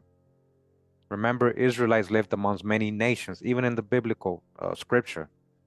There was many nations here in the true old world. You cannot group everybody into the same category. I just want you to understand that and know that you might have other stuff in you too. You know, one thing about scripture about Israelites, it does say a mixed multitude. Shout out to Drop. Shout out to 42 the Drop Radio. If you guys really pay attention to what he's telling you, he's not being biased. He's telling you what Abyssinia means a mixed multitude. And Israelites got scattered to the four corners of the world. And they mixed with a lot of different peoples. Please don't generalize. That's what I try to teach on my channels, is that we got to stop our generalizations and our own biases. I'm not trying to come at you. Many people kind of forget and we say, well, I'm this, we, us, we. Like French, we. Are we speaking French? We who? Can't just base it off complexion or just a generalized saying, well, I'm Indian, so I must be Israelite. That doesn't quite work out like that either. Even though we know this is a true old world and that we know Israelites were here. Yes. But not everybody that was here was a so-called Israelite. That's a family, specific family. Yeah, please guys, go all the way back to my videos and work your way up. You'll see what I'm talking about. All right. And welcome, if you're new to my channel. So this image right here, it says a few miles east of Gayoso, Missouri, a slight straight depression, 50 feet in width, can still be seen running across the landscape with an abrupt bend that extends to the Mississippi River. And then we got a report here from the Illustrated History of Missouri, 1879. The prehistoric people of Missouri were not only great in populous towns, in their agriculture, and their huge piles of earth, and embankments and buildings of stone, but they too were canal builders. Oh, so they must have been Mediterranean because they built canals. He just said that. They just said that earlier, right?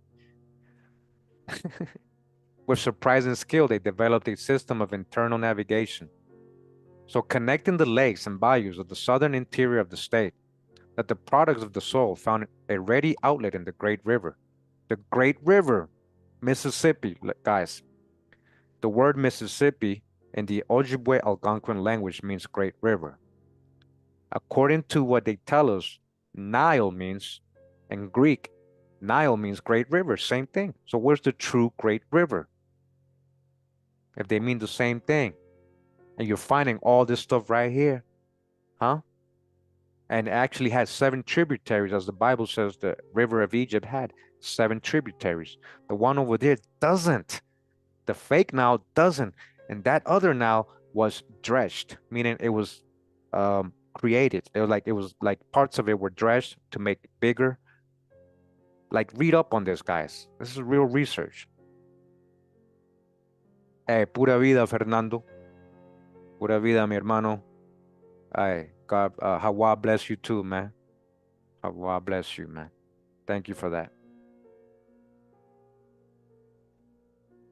So, they were very skilled canal builders here in Missouri, ancient Missouri too. The remains of these artificial watercourses have been frequently alluded to by travelers who have seen them, but never thoroughly explored. Dr. G.C. Swallow, while at the head of the Geological Survey, called attention to them and described one which was 50 feet wide and 12 feet deep. For the fullest description of this class of works, I am indebted to George Washington, or George W. Carlington. I don't even know if it's Washington, sorry. George W. Carlington, Esquire of Gayoso, who, in response to a note of inquiry, in addition to many interesting facts concerning a great number of ancient structures in Pemiscot County, kindly furnished the following account, which I gave in his own words. Besides our mounds, we can boast of ancient canals. Colonel John H. Walker informed me that before the earthquakes, these canals, we call them bayous now, showed very plainly their artificial origin. Listen to this. So what they're saying is, oh, that's just a bayou, that's just a natural formation. They're clearly showing, when you do the actual work there, research and investigation, they're actually artificial origin. These bayous are, a lot of them, canals. Listen, since the country has become settled, the land cleared up, the embankments along those watercourses have been considerably leveled down. One of these canals is just east of the town of Gayoso. It now connects the flats of Big Lake and the Mississippi River before the bank crumbled.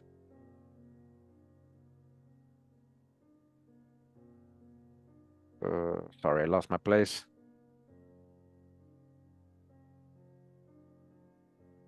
Before the bank crumbled off, taking in Pemiscot Bayou.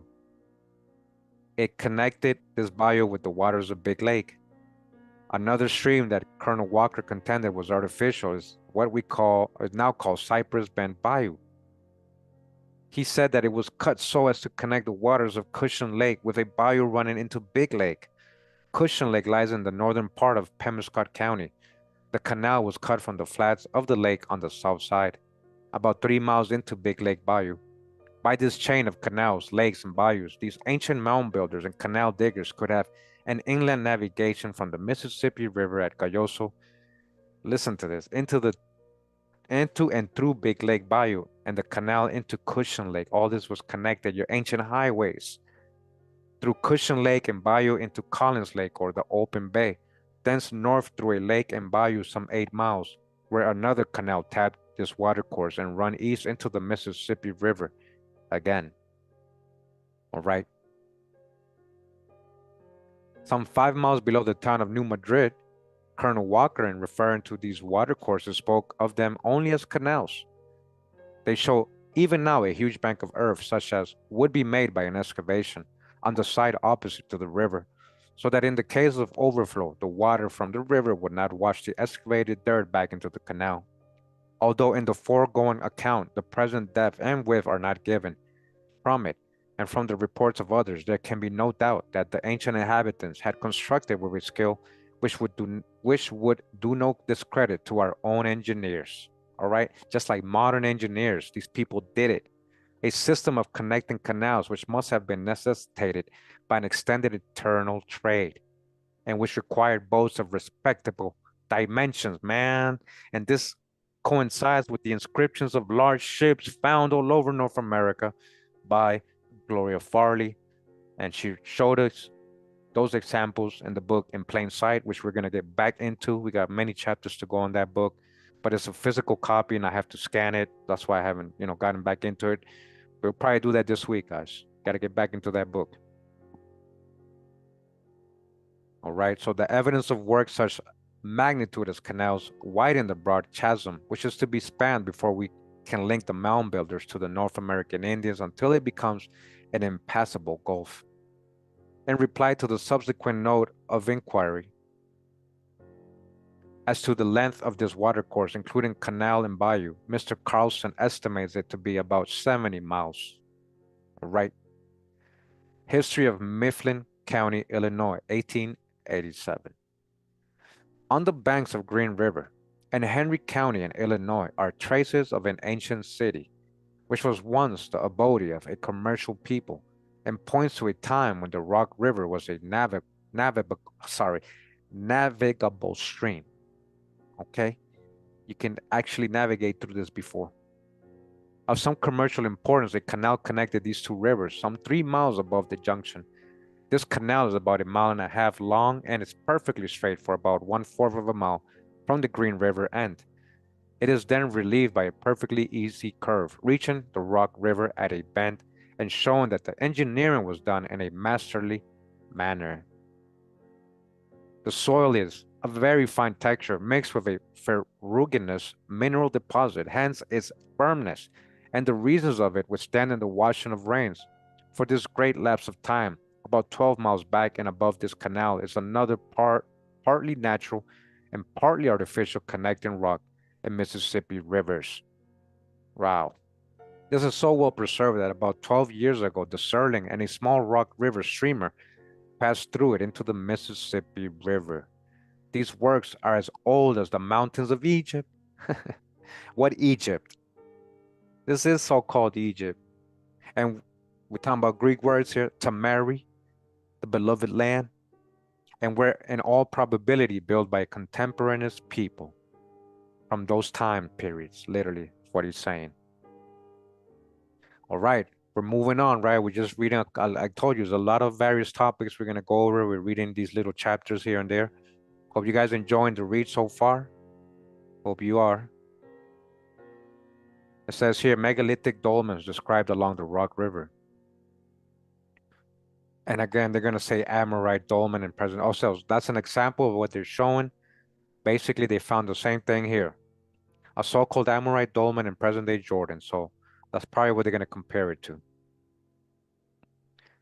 The Indian mounds of Sterling County, Illinois, are described by W.C. Holbrook as follows.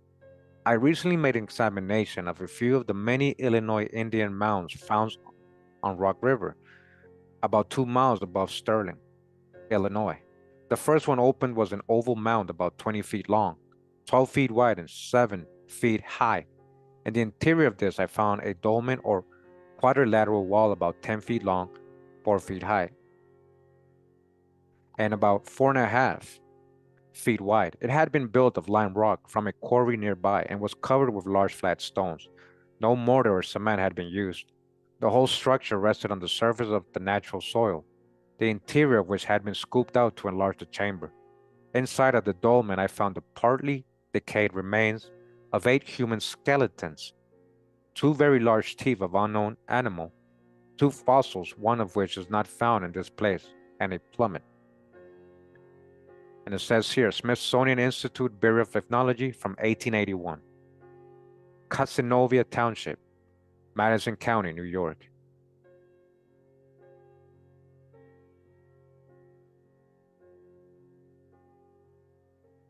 According to Mr. James Sarant, Mr. Dunkirk, an ancient canal and basin exists at Long Point, 2.5 miles up the eastern shore of the lake from Bemus Point.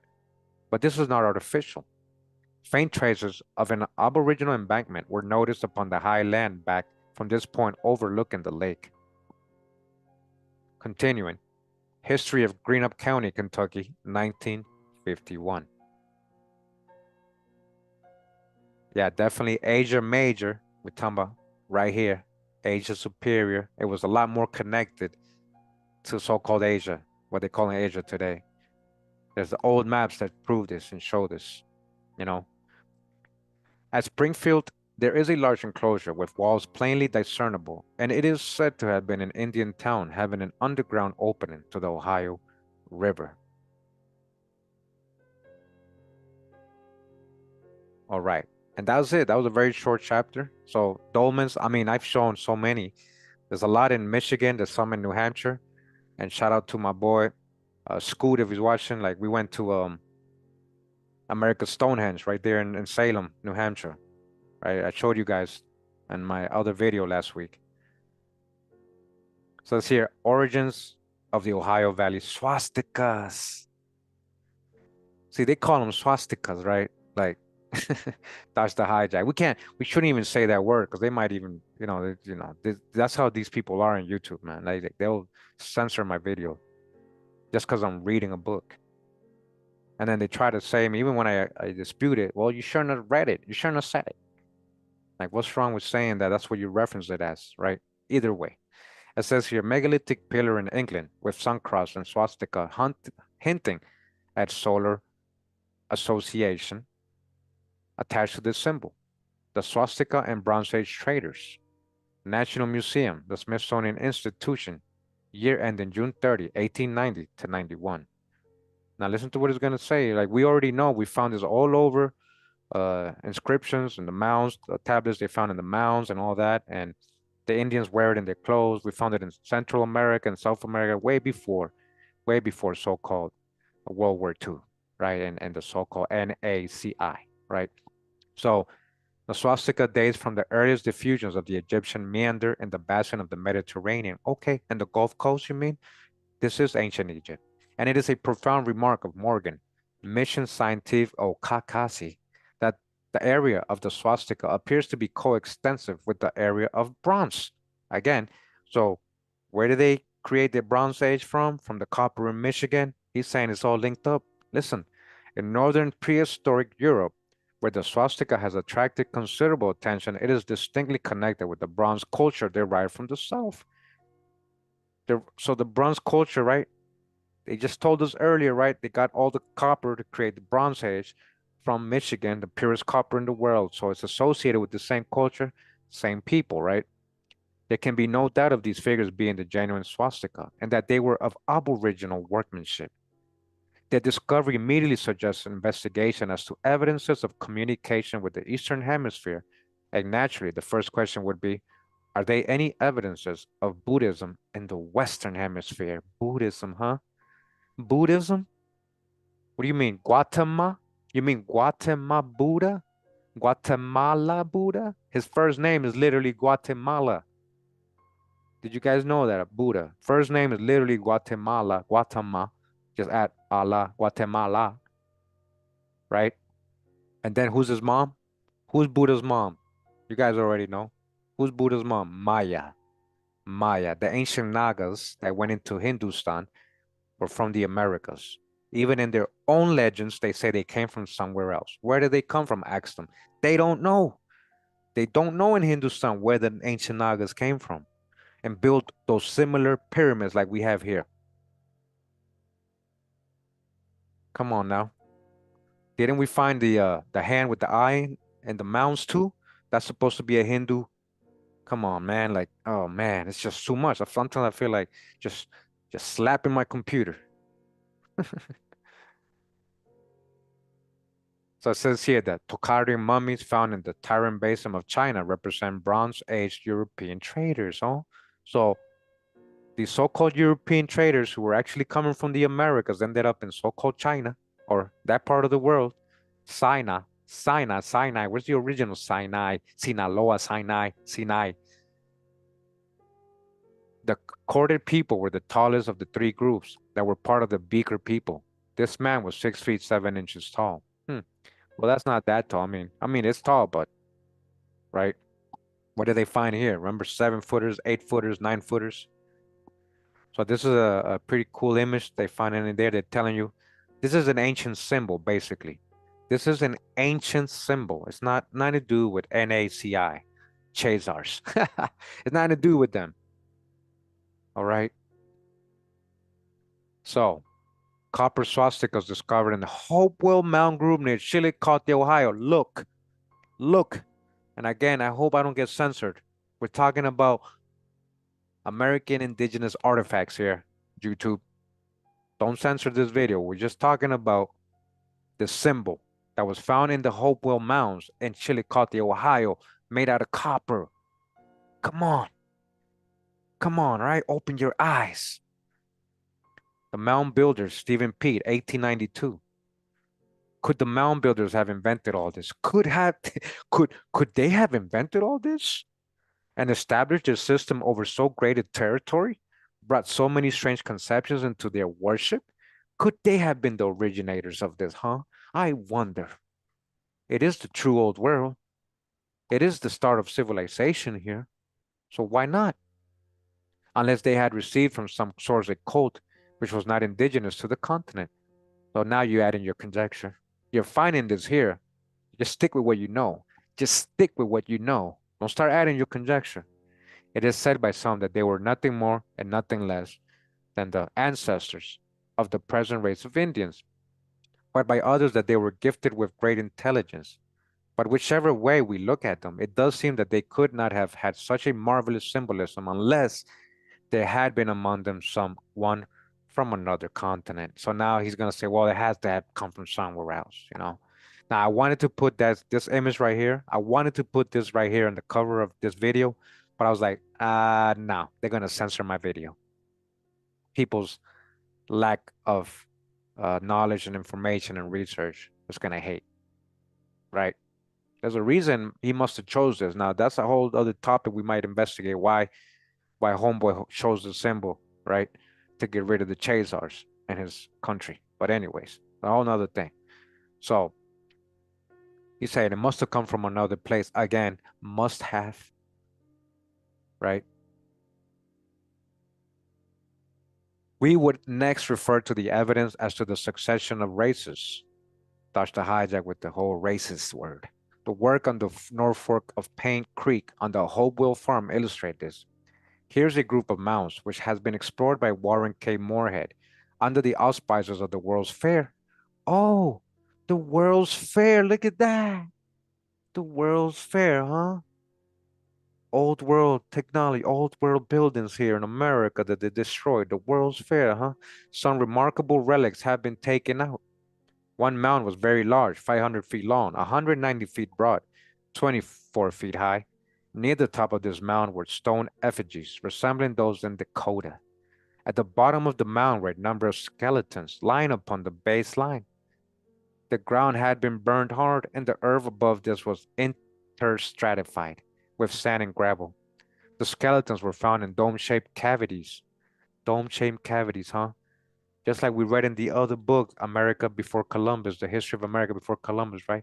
And these dome-shaped cavities were actually older than the ones they found in Europe. And they were exactly the same. One skeleton was called the King.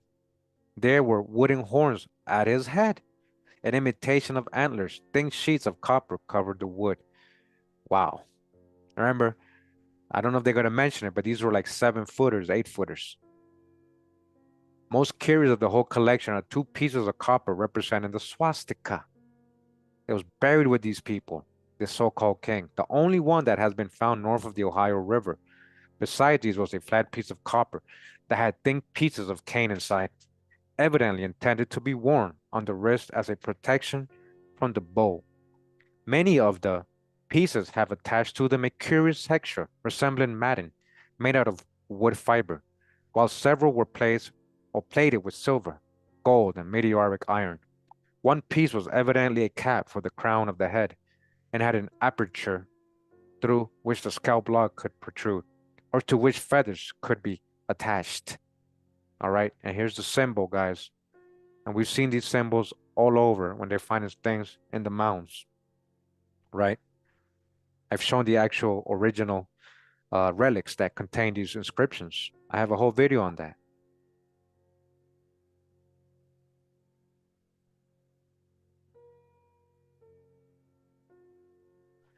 In the ancient world, the cross and the swastika were used as both fire and sun symbols. Near Tarleton, Ohio, is this mound in the shape of a cross. A deep hole is in the center that is believed to have been for ritualistic fires. Believed to be.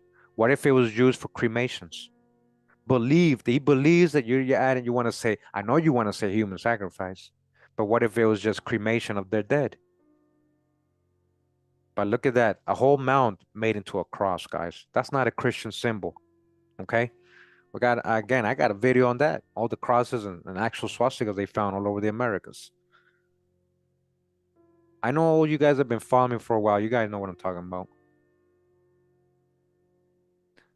So here's, I guess, the mound covered in snow. Pura vida, directly from the Valle de Guadalupe, Mexico. Pura vida. I think I know who you are. We talked, right? Yeah. Appreciate you being here. The Tarleton Cross is still visible today in a public park. 3 small stone mounds are also still visible. And that's from his other book, Nephilim, the Nephilim or the Falling, a travel guide to the ancient ruins of the Ohio Valley. Okay, so now we're going into another chapter. This is a pretty interesting one too.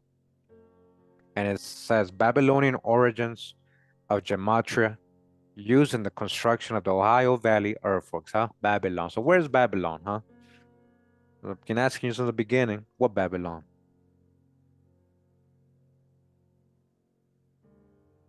This image right here says one of 2 sun temples at Charleston, West Virginia. And it says 666 feet in circumference. Huh, that number, huh? That number, huh? That's a code they're telling you in the Revelations. That's a code. Enclosure number 1 is 666 feet in circuit. And his number is 666, huh? You gotta be wise to break that code. God created the universe after geometric and harmonic principles. To seek these principles was there for to seek and worship the Most High, or just give thanks for the beautiful design, the creation, right? Creation, numbers, the matrix, the simulation, whatever you want to call it, the perfect design. It is evident with the alignments of the earthworks that the Ohio mound builders had a religion based on the worship of gods that originated with the sun, moon, planets, and stars. Is it really obvious, or is that what you're interpreting? That they were worshiping these things? What if they weren't worshiping these things? Just acknowledging the celestial clock, the celestial timekeeping, right? A theology very similar to the ancient Babylonians. Oh, just like the ancient Babylonians, huh? So where's real Babylon? Who were the principal originators of astrology as we know it today? Oh, really? Oh, really? Dodge the hijack. The Babylonians had 36 gods, with the sun god being the father of them all. Psyche and Power was the wife of the sun god, the moon. The origin of the 36 additional gods were derived from 36 constellations within the zodiac. What do we learn about the zodiacs too? About how they represent geographical places in America and actual people. Remember that book we've been reading, Researches into the Lost History of America. The Babylonians divided each of these into 3 rooms, making 12 houses, and then appointed a god as a master of each sign. It was believed that the dead would reside in these houses. In the days of Noah, the year was divided into 12 30-day months, which was a fusion of both lunar and solar calendar. 12 times 30, or 360, represented the cycle of a year. Geometrically and numerically, this being represented by the circle with 360 degrees. The Babylonians used a number system of base 60 called sexagesimal. It is the origin of our 60 seconds in a minute and 60 minutes to an hour. 3,000, whoa, what's this? It says 3,600 units total. I don't know if they added an extra 0 there. They might have. The numbers 36 and 666 are called summary numbers because they are the summary of the addition of sum totals of the gods. And that's very interesting because all their measurements of space, right? Like the the speed of how the Earth spins and the distance between this planet and that planet and all this other always kind of adds up. The tilt of the Earth, 24 point, you leave 66.6, like it's always adds up to 666, huh? So this is a Babylonian creation, huh? Confusion, huh?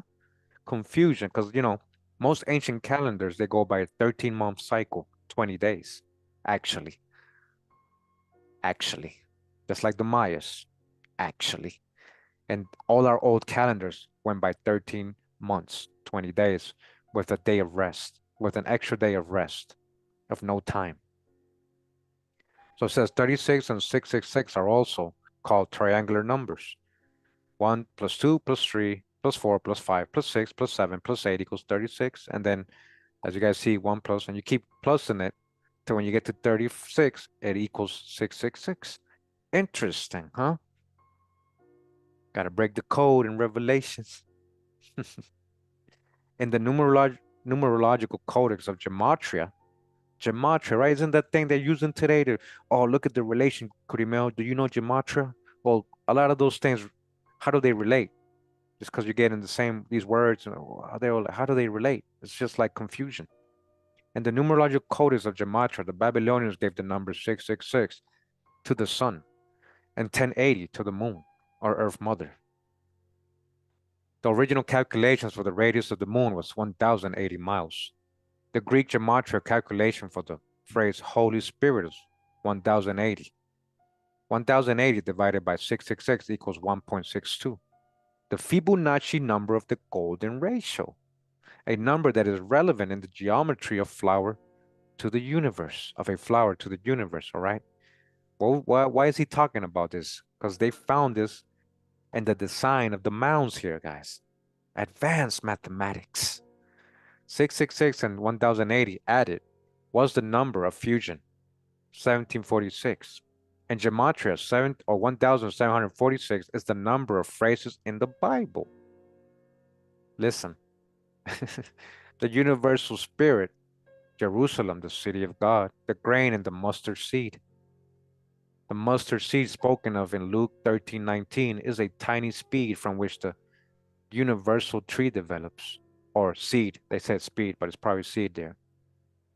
The universe then being intrinsically linked to 666 and 1080. Is that why everything adds up to 666 when they're telling us about so-called space? Now it says here, in this image, right, it says amulet with the magic square bearing the number 666. Right? The amulet is a homage to the sun god, but also provided protection over the other 36 gods that may do harm. These 36 gods were generally perceived as evil and were feared. Protection from this evil was the sun god, who held dominion over the lesser gods. Wearing an amulet with the magic square totaling 666 was the most powerful antidote to ward off the evil spirits. The Greek word for spirit was a daemon. So demon literally just means spirit in so-called Greek, which they held with no negative connotations. All right? Babylonians would disagree with this assessment. What Babylonians? I would also concur that spirit are rarely a good thing. People were wearing 666 magic square amulets long before Revelations was written, declaring that the number 666 was the number of the beast. Listen, with that in mind, there is no demonic connotation to this or the number 666 within this historical context of the Babylonians. This is affirmed in the Bible where there too 666 was a number that was used to reference the sun. And then we got this image right here. You guys see that? We get into some deep gematria numerology here, huh? It says each row added on the bottom right here.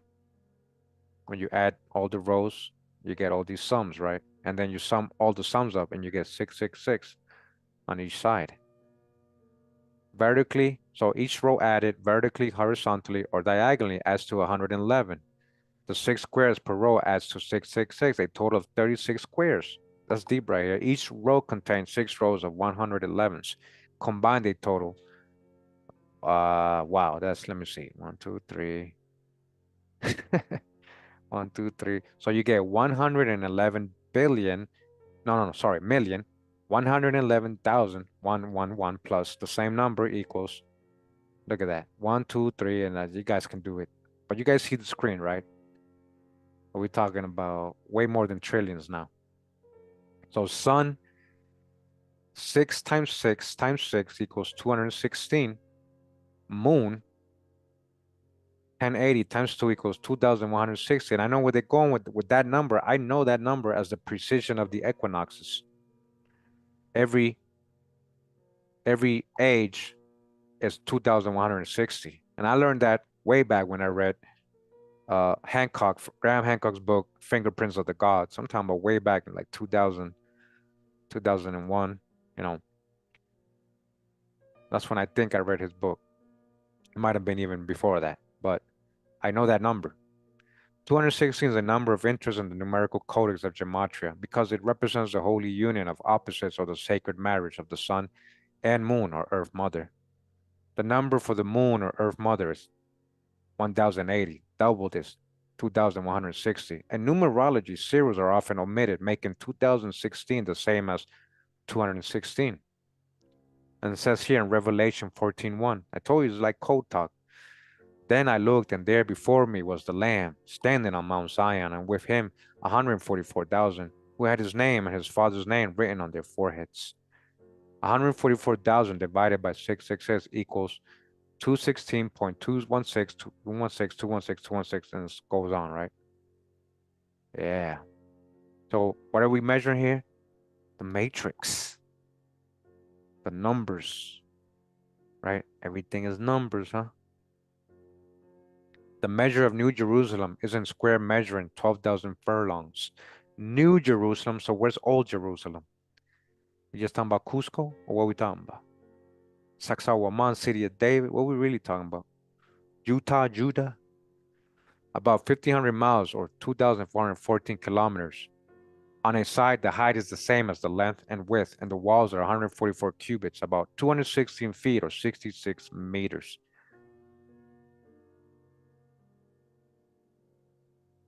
Yeah, hey, Matthias, yep. That's exactly that's what I'm saying. The ancients had this. So that's what he's kind of showing, that the people in Ohio, the mound builders, had the same knowledge too, the ancient mathematics. And they displayed it in the ground by building these things. This is what I'm saying. That's advanced. So the use of the common foot and measure of the Ohio Valley Earthworks. The common foot. Look, 12 inches a foot. All right, so this is from volume 16, number 1, 2002, issue of the Midwestern Epigraphical Journal. Old world units of measure found in the layout geometry of prehistoric earthworks at Newark, Ohio. All right, so shout out to, again, Barry Fell, the director of the Epigraphic Society. This is the guy who's been interpreting and finding all these old world inscriptions in North America and translating them. Dr. James P. Schertz, a careful survey of the earthworks at Newark, Ohio, has revealed not only a solution to the ancient old world geometrical riddle of squaring the circle by the use of rope geometry associated with legends of the Great Pyramid of Egypt, but also 3 different units of measure which were also used together in ancient Egypt and other lands influenced by that region. And somebody did ask me earlier if that's the same thing that Graham Hancock was talking about, that they're finding after they clear the forest in the Amazon. Yes, the circle and the square, same thing over there.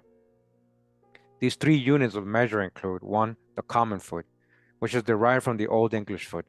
Its ancient predecessor was preserved in various lands of the Old World until the adoption of the metric system after the early 1800s. Professor Stecchini from MIT, who with a lifetime passion studied ancient metrology, says that the same foot that we use today was found in the ancient metrology of Mesopotamia in the 3rd millennium BC. It also was used in Egypt, what Mesopotamia, for the times of the earliest written records. Remember, everything they got is inherited. It's a legacy over there. They don't have no origin stories for that. You can find the origin of all this in the oral traditions and written scrolls and stuff here in the codices in ancient America, and even in the mound builders area. You can find the origin of all this. It's not just a legacy inherited by the gods. What gods? Where they come from, these so-called gods. So it's also there in this old so-called old world. In this paper, I refer to this value of the foot as the statute foot, since it is the foot used to create the statute mile, 5,280 feet, and other land survey units such as the chain and the furlong, which are still very much part of the land survey metrology used in the United States. All right. Babylonian Gematria Numerology within the measure of the Ohio Valley Earthworks. All right. They're finding it there. When they're measuring the earthworks, like, wow. Genesis 11:1. Now the whole world had one language, huh? The whole world before the Tower of Babel, the fusion of languages, right? The evidence of a religious cult based on certain numbers is theorized on the repetition of lengths or numbers within the Adena and Hopewell earthworks.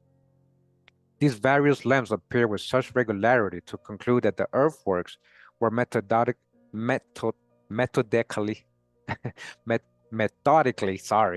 measured using both simple and complex mathematics in conjunction with a numerical canon that specified the lengths and diameters of various circles and square earthworks prior to their construction. The use of the numeric code called gematria in the Ohio Valley originates with the Amorites. That's the hijack. Why? Why are you saying that? Just because you're finding that knowledge here and you're saying it must have been Amorites who controlled Babylon? So if that's so, then this is Babylon. Then the Amorites were from here then. From 2000 BC to 1600. Then you just proved this is the true old world. They developed numerology codes called gematria with the core numbers of 666 to represent the sun and 1080 to represent the lunar or earth mother. All right. So again, show me all these mounds and circle and square over there on the other side of the world. Show it to me. I'll wait. Show it to me. And in this abundance, and this in so many different places throughout the Americas. Show it to me over there. I'll wait. They developed a numerology code called gematria with the core numbers of 666 to represent the sun and 1080 to represent the lunar or earth mother. By 1600 BC, the Amorites were being pushed out of the Levant by the Hittites, while the Celts were invading their colonies in England. All right. So where was all this really happening? The Nephilim survivors, Nephilim. Now he's going to sign out. Now the fallen, you're talking about the fallen in the Bible, like the fallen, the Nephilim? The fallen survivors flee to their western outposts in North America where they were mining copper. Now where are you getting all this from?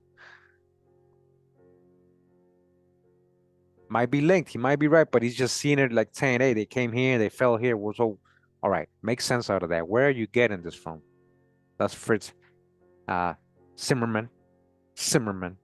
They constructed henges or sun temples and square works in the Ohio Valley, utilizing gematria numbers of 666 and 1080. So this is another thing we got to try to dodge the eye. And this is what I be trying to point out.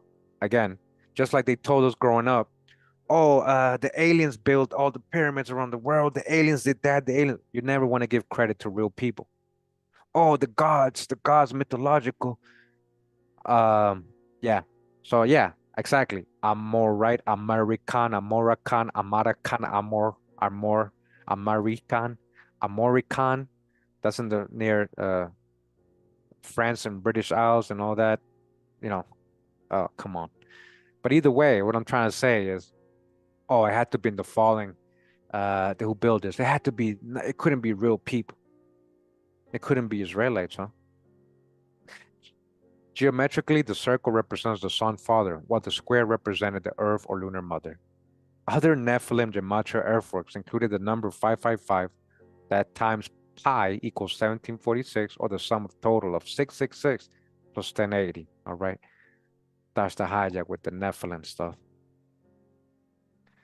Another combination of numbers that are used in the Ohio earthwork is 660 in combination with 1080. Both of these numbers are equally divisible by Coleman 240 and 420. that we also find within the measure of many works, all right, all over here in the mounds, right? Especially in Ohio, they're saying, huh? The start of it all. What's the state motto of Ohio? The start of it all. It says here, Madison County, Kentucky. They have the same thing. One of the henges in Madison County, Kentucky, you see the image, right? Measured 666 feet in circumference. Wow. You think that's a coincidence? The majority of henges, look at this image right here, right? 220 times pi equals 660. The majority of henges within a group are 210 feet in circumference. That times p or pi equals 660 feet.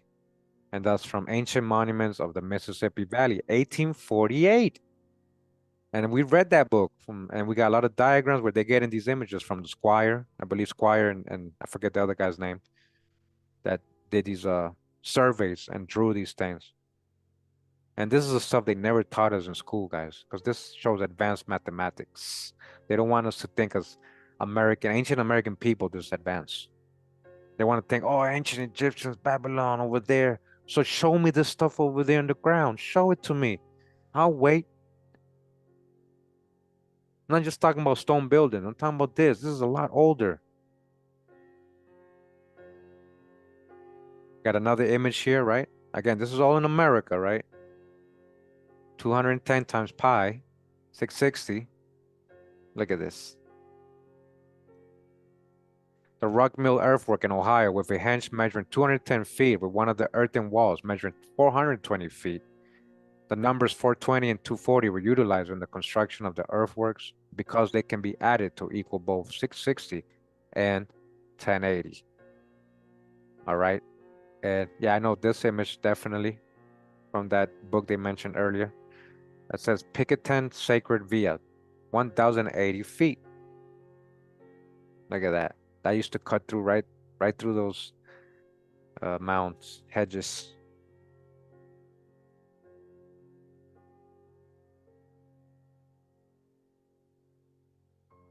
The Picketon, Ohio Sacred Via was 215 feet in width and 1,080 feet in length. The linear earthwork that extended from Via shows how the lengths of 420 and 240 were used to symbolize the sacred marriage of opposites. Okay. And we got another diagram here. You guys see the numbers? It's everywhere. It's everywhere. Perfect math, advanced people. Not no fairy tale falling angels only. Like that's all he would like. That's your best guess.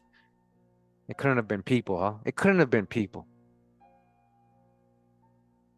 The extended earthen walls of the Piketon, sorry, maybe that's how it works, utilize the length of both 240 and 420 to add up to both 660 and 1080.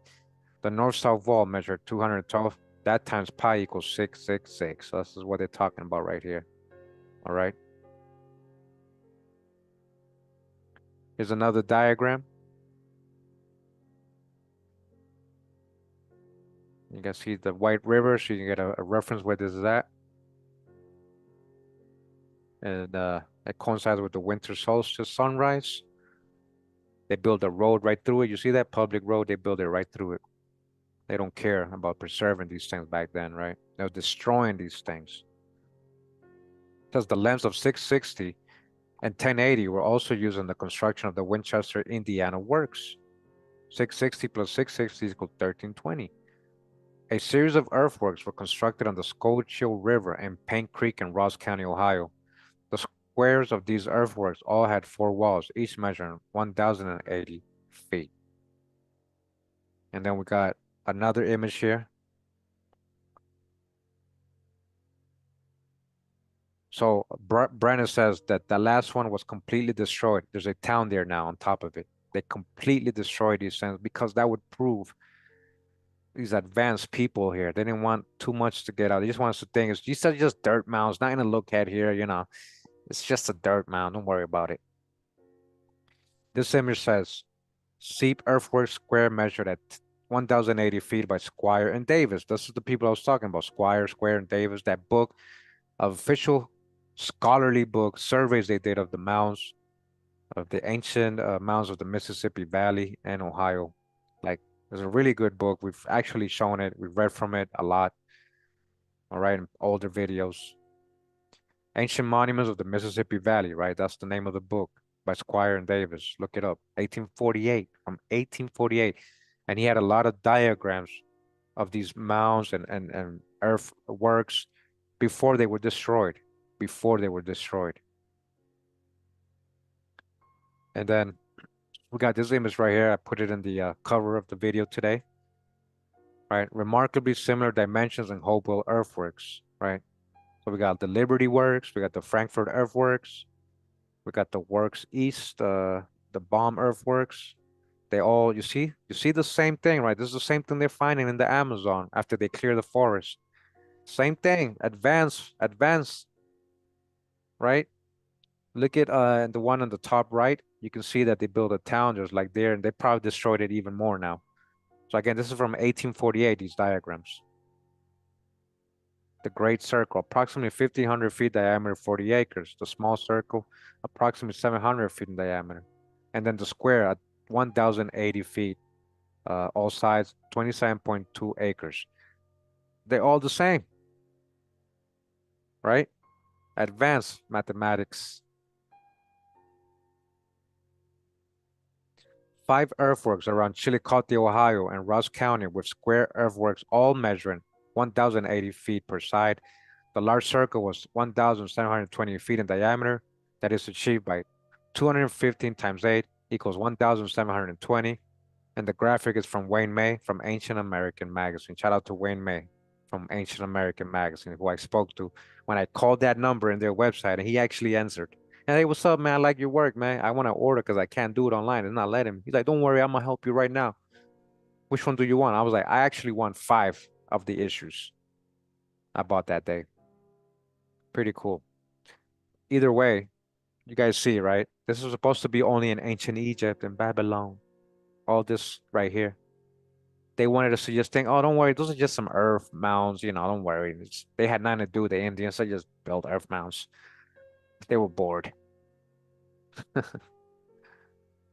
And then you got this right here says Lexington, Kentucky, Sun Temple aligned to the equinox sunrise. 555, 555. Yeah, you already know if you're listening. Feet in circumference. 555 times pi equals 1746, 1746. So 1080 plus 666 equals 1746. It all kind of aligns and connects the numbers, you see? The hedge at Lexington, Kentucky, again, was measured at 555 feet in circumference. This number was also symbolic of the sacred marriage of opposites. Sacred marriage of opposites, all right? And we got this image right here. Again, these are all from that book from Squire and Davis from 1848. Distance from the burial mound in the center of the Sun Temple to the furthest earthworks, 555 feet and 666 feet. So even that measured to the same. You guys weren't playing. See, these people making this, they weren't playing. They weren't playing. All right.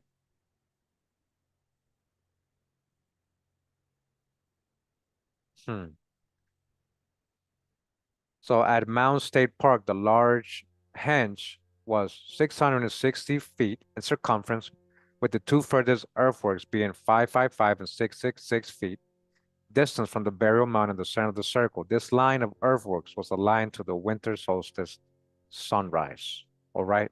And it's aligned to the sunrise of the winter solstice, all right? Very, very advanced, okay? Very, very advanced.